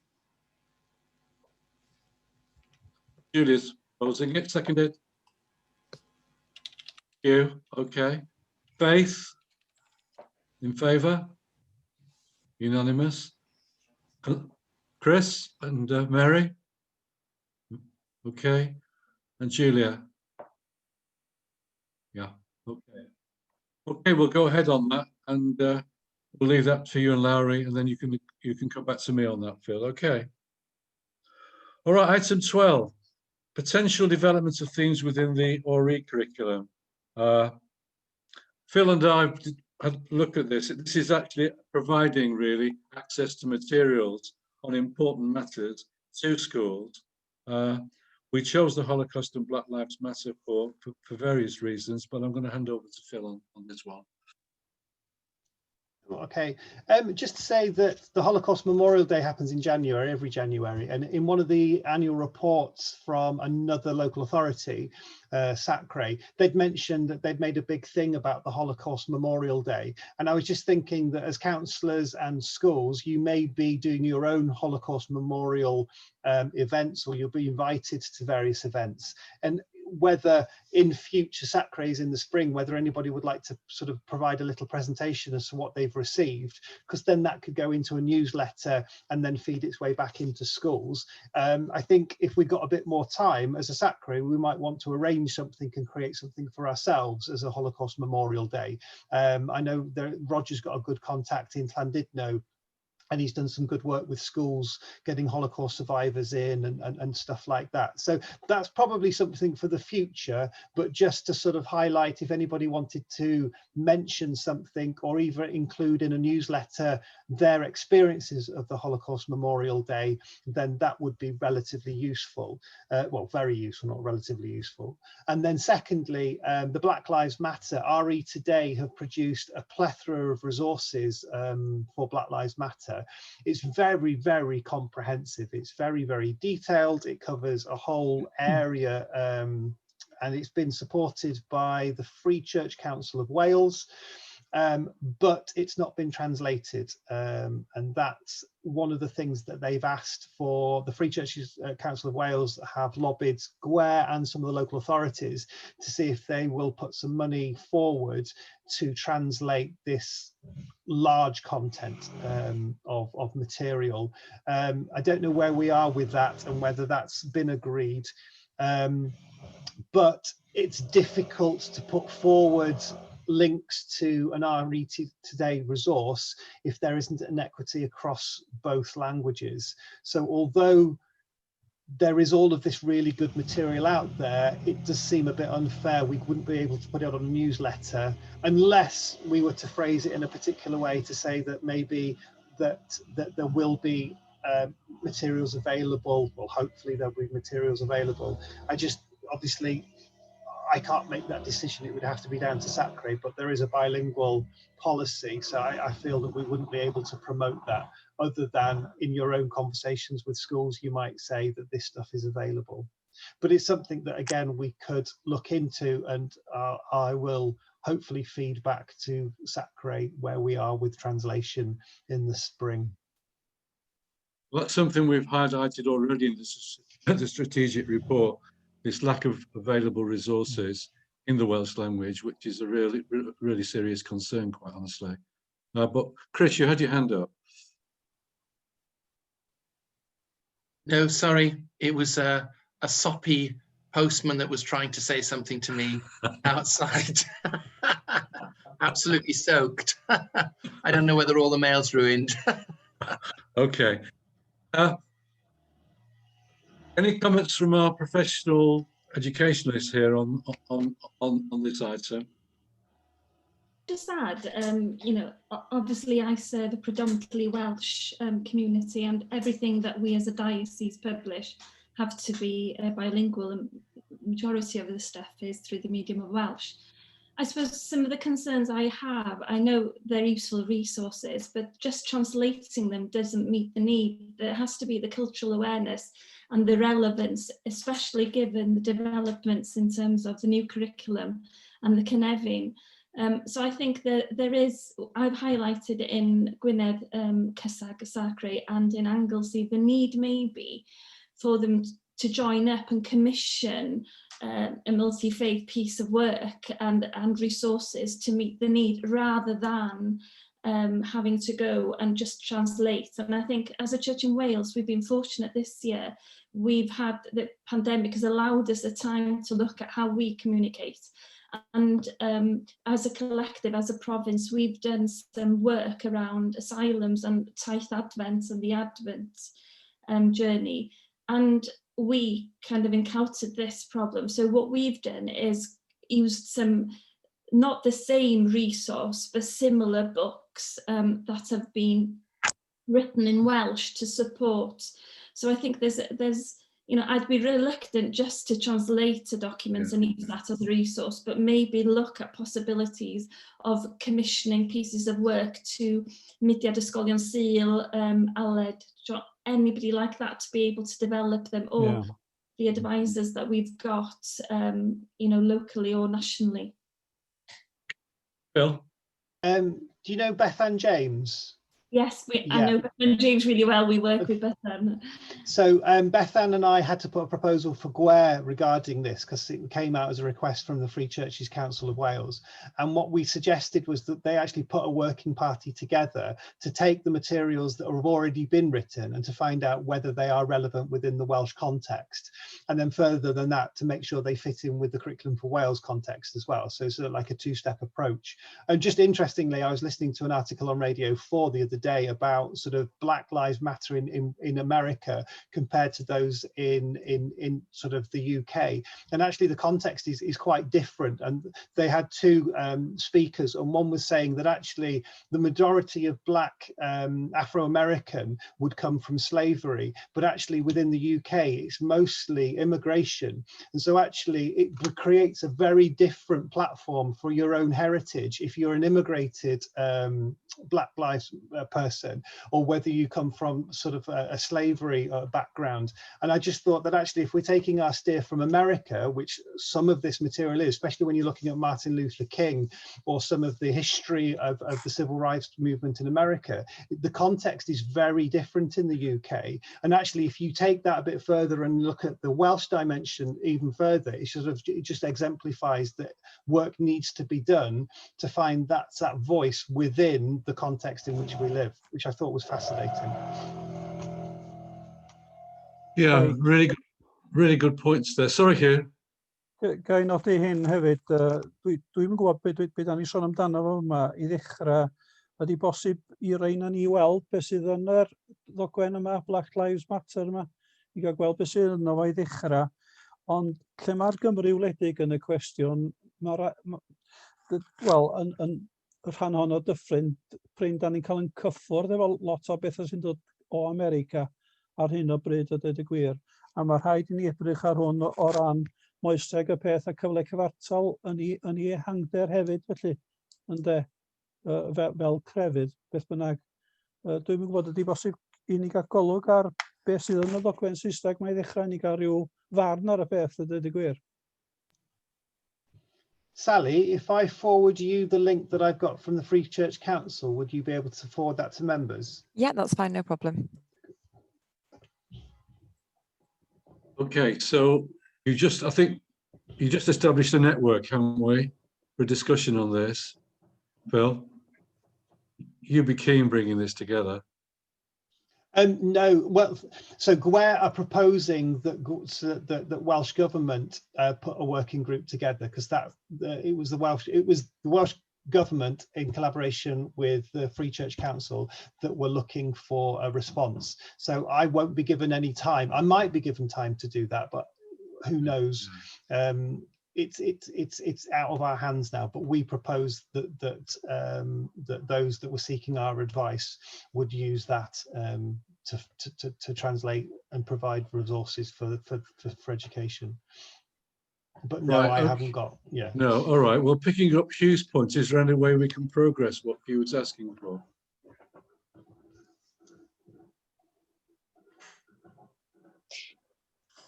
Larry? Yeah, sorry, Roger, I've got to leave now because I've got another commitment, I'm afraid. But Phil, shall we discuss it when we meet? And then bring it back to this? Yeah, you're nodding, aren't you, Phil? Yeah, okay. Saying yes as well. Yeah. And as you go, Larry, we're almost at the end, actually, in many ways, but I just want to express my appreciation of your presence and what you put into this meeting and how positive you've actually been, because actually I know you'll be aware, in terms of the strategy that I was outlining in the document that's been circulated, that the partnership with the LA was key. And this has been a very different context, in my view, not what you think, members, to our discussions in the future. It's felt incredibly professional this morning and also very positive in taking things forward. So I really want to thank you for being here, and I hope that will continue. Yes, thank you very much, Roger, and it was good to be part of that discussion. And as I say, I'll meet with Phil. I think we've been a little bit in a time warp, haven't we, with the pandemic? You know, we've been so consumed by it. We're just approaching now a business as usual again. So I'll meet with Phil, and then we'll go through the action list that's been agreed today. But yeah, many thanks. Diolch yn fawr. Hwyl bawb. Neis eich gweld chi. Hwyl. Ta-ra. Hello. Great. Okay. Right. We'll move on then on that basis. Item 13. I wasn't obviously at this meeting. Phil, you were at this meeting, so can you take us through? Yeah. And then we'll note the minutes. So part 3, the meeting was we held it electronically, which was very good. Colette was there, attended for Oh, sorry, Colette. For those. We discussed CYSAG's advice for schools during the COVID-19 pandemic. A lot of the consortia, well, all of the consortia have provided blended learning advice for schools. I'm going to be working on some blended learning resources this week for religious education, and hopefully we can send those out as well.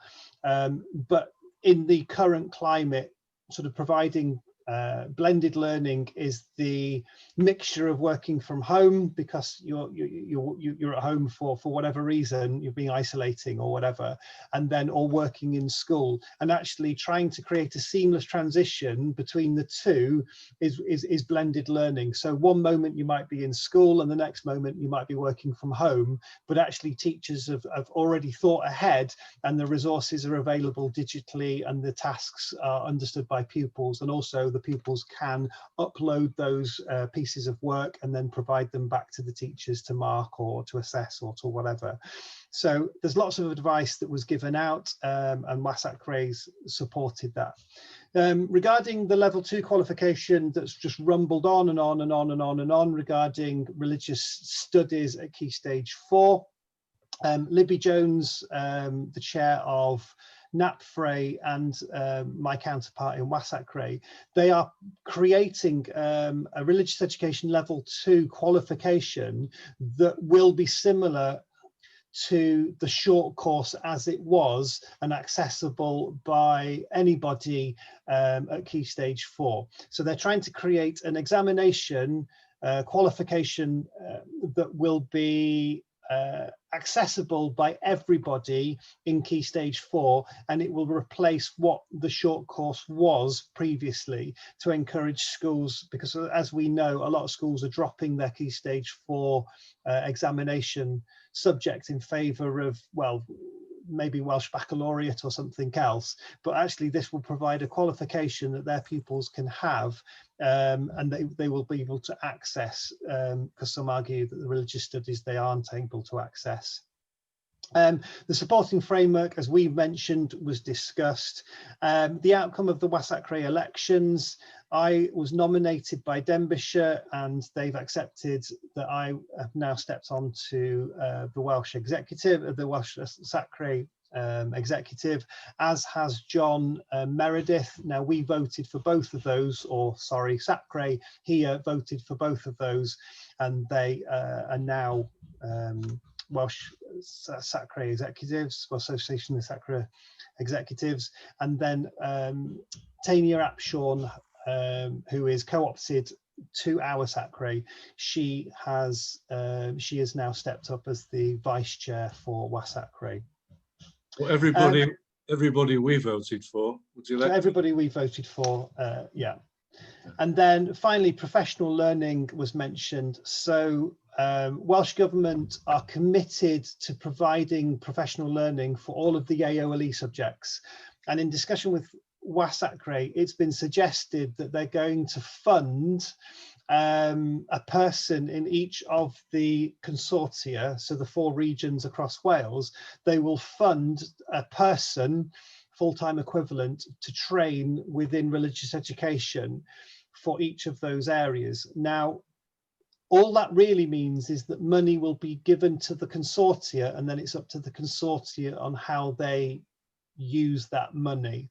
So I think what's been agreed has that a full-time equivalent person is made available in each of the local authorities, but whether in each of the regional consortia, but the regional consortia can use that money and divvy that money under the conditions that are set out by Welsh Government. So that might mean that they get a working party of teachers together. It might mean that they get a couple of people working sort of across the region, maybe a Welsh language and an English language person. So we don't know really, but there is a commitment from Welsh Government to provide this support, but how that support what it looks like in the end will be down to the regional consortia. So we can keep feeding back on that when we know more, because that's about as much as we know. That's probably as much as you need to know from the minutes, although the minutes are there and you can ask anything. Colette, you might want to chip in here. Is there anything I've missed? No, I think that's everything. It did take a lot longer than that, mind you. It did, yeah. As it does.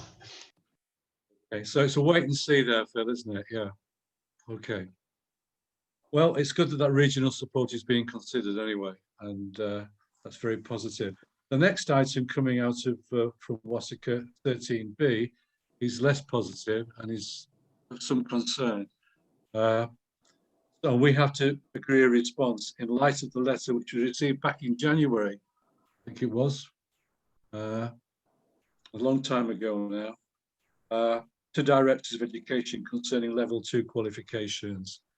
And that for me is quite a serious issue, actually. So Phil, could you just guide us through it?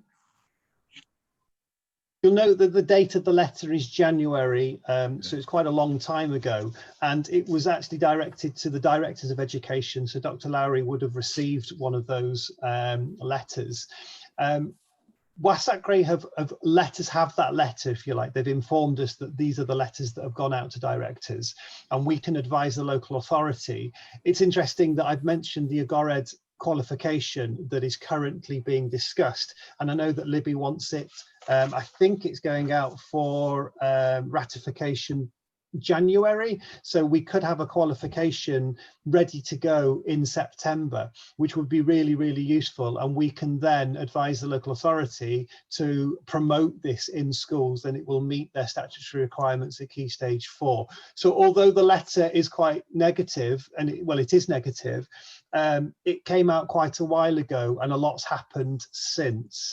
I have had a look at the material that is mentioned in the last but one paragraph. The NCFE course, they reference this in the letter. It's they call it the Equality and Diversity course. No religious education can go in the course and it still be signed off and you receive the qualification. But on the other hand, you can fill it with lots of religious education and still have it signed off as a qualification. So it's not so much that it doesn't meet requirements, it's that it doesn't need to meet requirements, but it can do the opposite. So I've been working with a school in Rhyl, Sarah Roberts, who was the lead practitioner, and I've been working with her prior to lockdown, so this was in the spring term, and we were looking at a way of making sure that her NCFE qualification met the statutory requirements for religious education, and we found that it was really easy to do that and they would receive this qualification. But the issue is that schools can submit whatever they want and still get this equality and diversity qualification. So it's the plethora of material that's available doesn't meet our requirements in the sense that schools can do whatever they want and still come up with that qualification.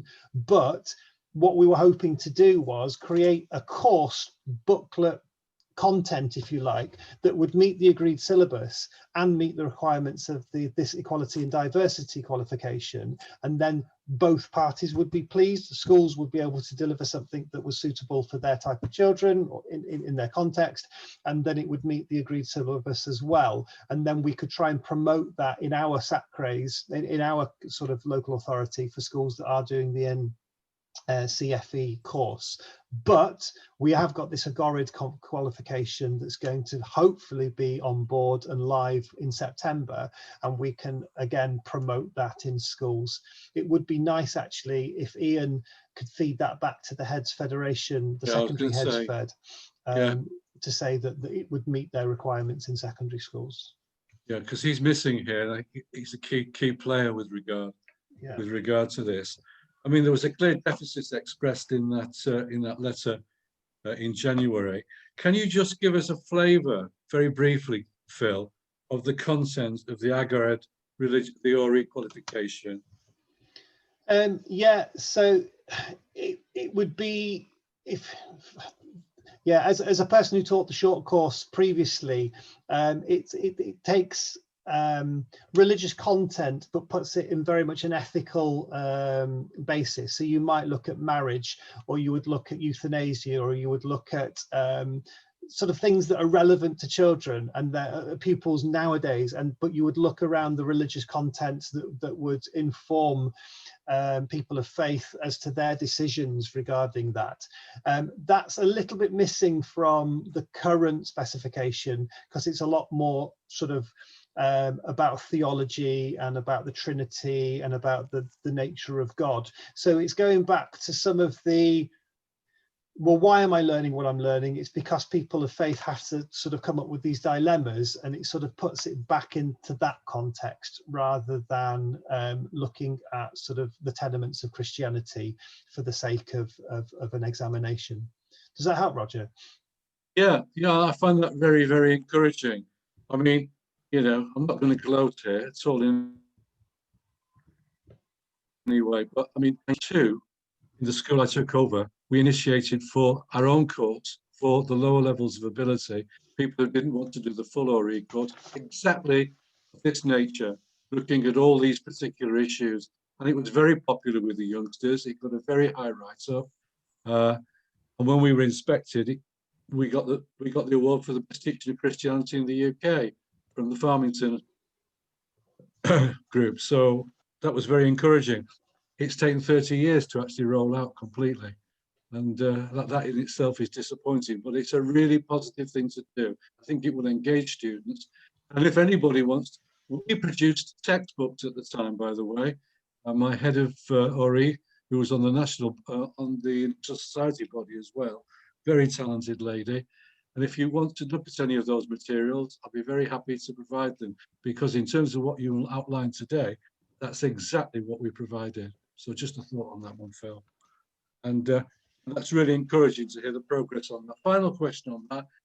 Given the fact that the secondary schools have already been going down the line, the initial line, what are the chances of them picking up on the Agorid qualification, do you think, providing it meets their equality and diversity requirements?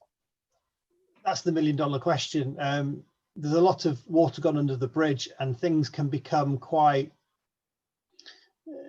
schools create habits quite quickly. And I think that if schools found that it's created a bit of time and space by developing and providing RE in a different way, they might be quite reluctant to go back. So I don't know what the answer to that one is, but we'd actually have to promote that and see the benefits that it actually meets the statutory requirements for religious education, which is actually... If heads go down that line, having been a head, they're open to challenge. Yeah. Because they're not legally doing what they're required to do. Which is what this letter's about in the first place, isn't it? Yeah. It's challenging the amount of time that pupils receive religious education at Key Stage 4. Yeah, well, I think this is a really important issue. We need to monitor the progress on it as well. Any other further comments on that or feedback from you? Can I just ask, how are we as SACRE getting some feedback from schools who are piloting, from secondary education point of view, piloting the new curriculum? Because although I don't live in the county, but I have a Year 7 son they're piloting humanities. He's not clear whether this is geography, history or RE. And I think some of those initial kind of feedback could feed into the wider discussion, because they'll be piloting it this year, but they'll be going back next year to the old way of teaching with specific subjects. And I think, you know, there are clear lessons to be learned from the pilot schools who are piloting the new curriculum, and how does that feed into our discussions within this kind of forum, really? Yeah, Phil, in terms of liaising on that, is there a way we can? I was wondering, get some feedback? would Julia feedback on this? Well, the secondary sector, well, it's not, it's both, but sorry. So no, it's not so much about the sector, No. it's about the provision on how that experience of the pilot schools is coming back into the system. Sorry, I stepped out then because I had to do something at lunchtime. So the question was, so schools are piloting the new curriculum at the moment, so secondaries and primaries, and the messages and the key learning from that pilot, is there a central way of feeding any lessons learnt back regarding the new curriculum, or has that already been done under the pioneer schools? Yeah, that's already been done. I mean, I do think, you know, when the pandemic struck, I think a lot of the work towards the new curriculum kind of was put into suspended animation, really, because, you know, we went straight into developing blended learning models. So, for example, we're at what they're asking us to do reimagining of the curriculum this year, but the reimagining really is how we're adapting to the new situation we're in rather than the new curriculum. So we are still looking at the new curriculum, and we are, you know, because we were a pioneer school, weren't we? And I think we were going to do a presentation, I think, sometime on how we were delivering that, and we can still do that, because I think the teacher that I commissioned to do it, she actually did a presentation, and then I think it was, and then we didn't have a meeting or something. So we could do that at the next meeting if you want, from a foundation phase perspective, how we're delivering the new curriculum. So I think this work will start again, but I think at the moment, although nobody's saying the new curriculum is off the agenda, because it's not, is it? But I think there are probably other priorities. Do you think so? Well, that's how I see it.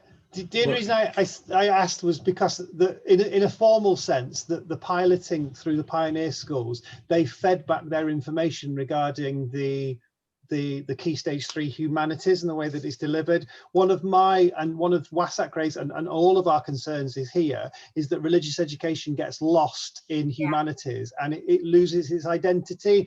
So I've done some training recently on if you were to teach Martin Luther King, the amount of RE teachers that teach Martin Luther King, but it's no more than a timeline, and it removes the religious education from Martin Luther King. You don't necessarily study the religion, you just study the history.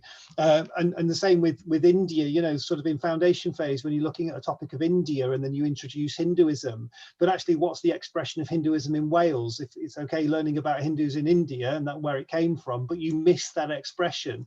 And so I would, from our experience, the key stage 3 is difficult, because one school I know, they taught in a humanities way, but students felt that they were losing out, and that distinctiveness of a subject was disappearing, and they went back to subjects, just as Welsh Government was saying, actually, no, you need to teach in a humanities way.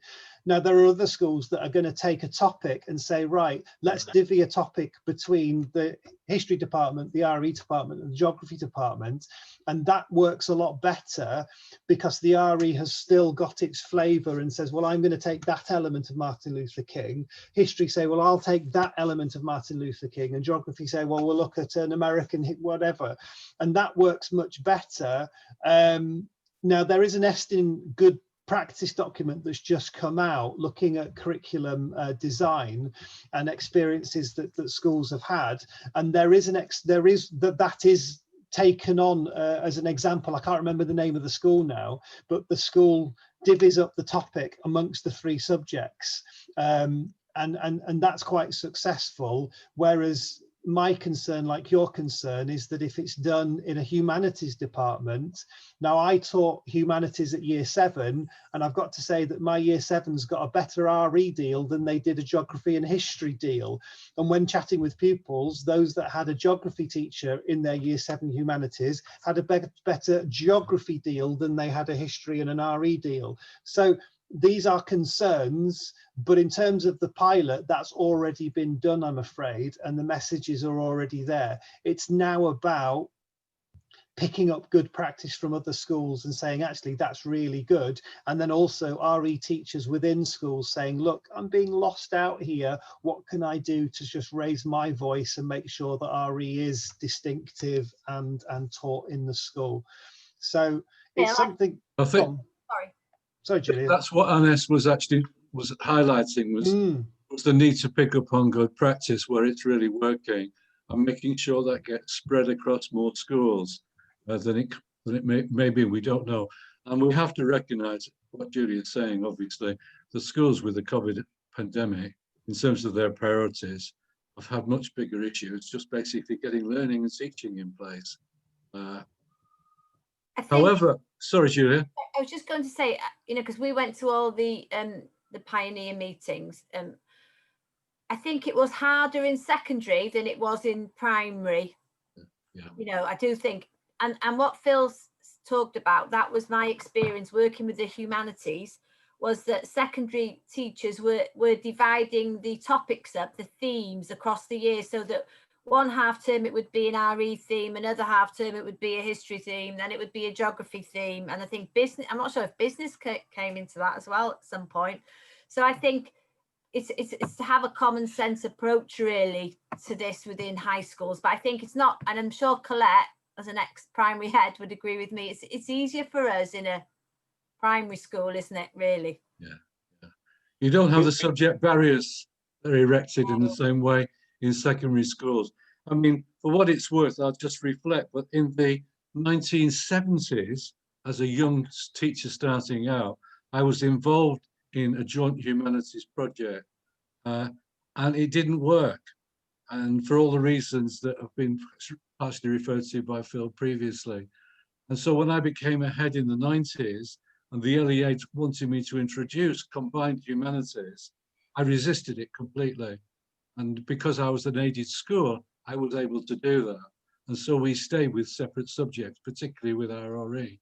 And in the end, at the end of all that, the LEA came back and said, you're so good at this, we think you should become a humanities specialist school.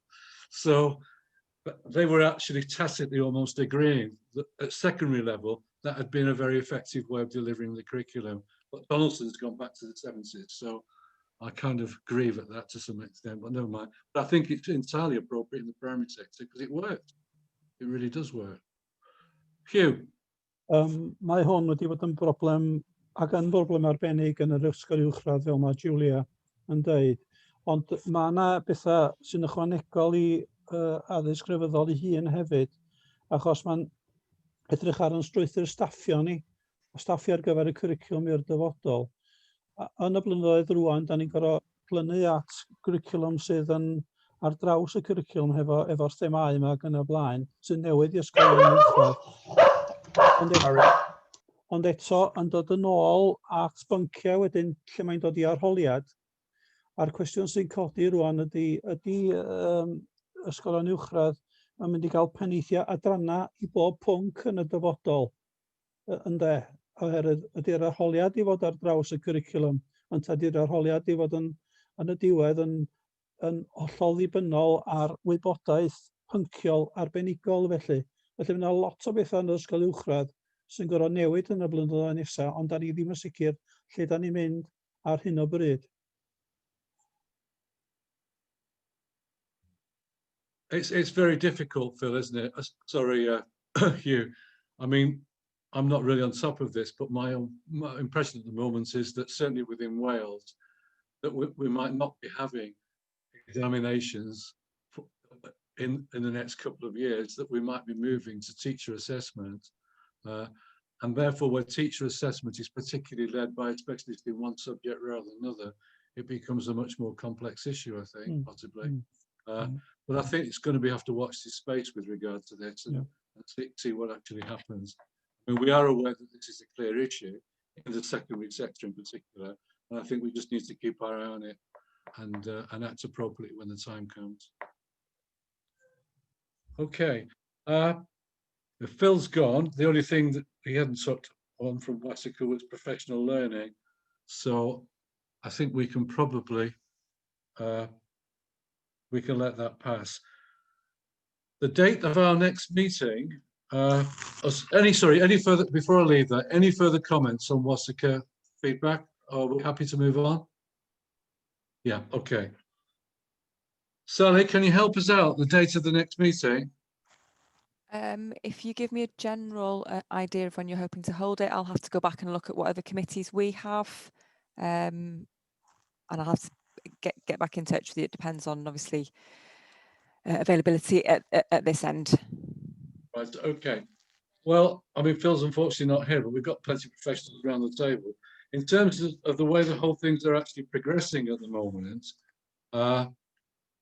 and obviously about the positive response we've had from Laura this morning, I'd want to move sometime into the spring term. I didn't want it in the early part for obvious reasons, with the pandemic, but I think before we get to the close of the spring term, probably I personally would suggest we have it sort of late mid half term period. I don't know what people think. Phil, we're looking at a date for the next meeting and the most appropriate time. I've just suggested late mid term in the spring term. We normally try and get a meeting in before the WASACRI meeting, and the WASACRI meetings they try to put towards the end of the term so that SACRAs could have met prior to the, is that right? Yeah, I think that's right. So I'm afraid I'm trying to look for diaries. Well, Sally's going to come back to us on this anyway, because she's got to look at the overall diary. Yeah, if you let me know, Phil, and then I can check the availability here, obviously with other committees and things like that. Yeah. Are we able to get a year's worth of dates agreed in one go, Sally? Or possibly, maybe not quite that much, but we could probably definitely plan ahead a bit more than we do now. Make it easy for everybody, I think, won't it? So in the spring term, if we can have at least the summer terms meeting in the diary already. Okay, yeah, no problem. Brilliant. That'd be really good.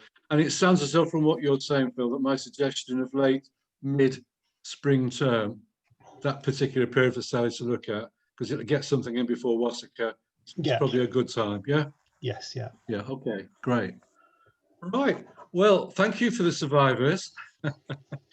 We got through, and again for your contribution. I personally feel I am very encouraged by this morning's meeting, personally, as I've already shared, and I think we're actually making some progress, and I'm really, really feeling positive about the response that Laura's actually given, and it means that the strategic plan, when we come to look at it, might very well have a lot of legs.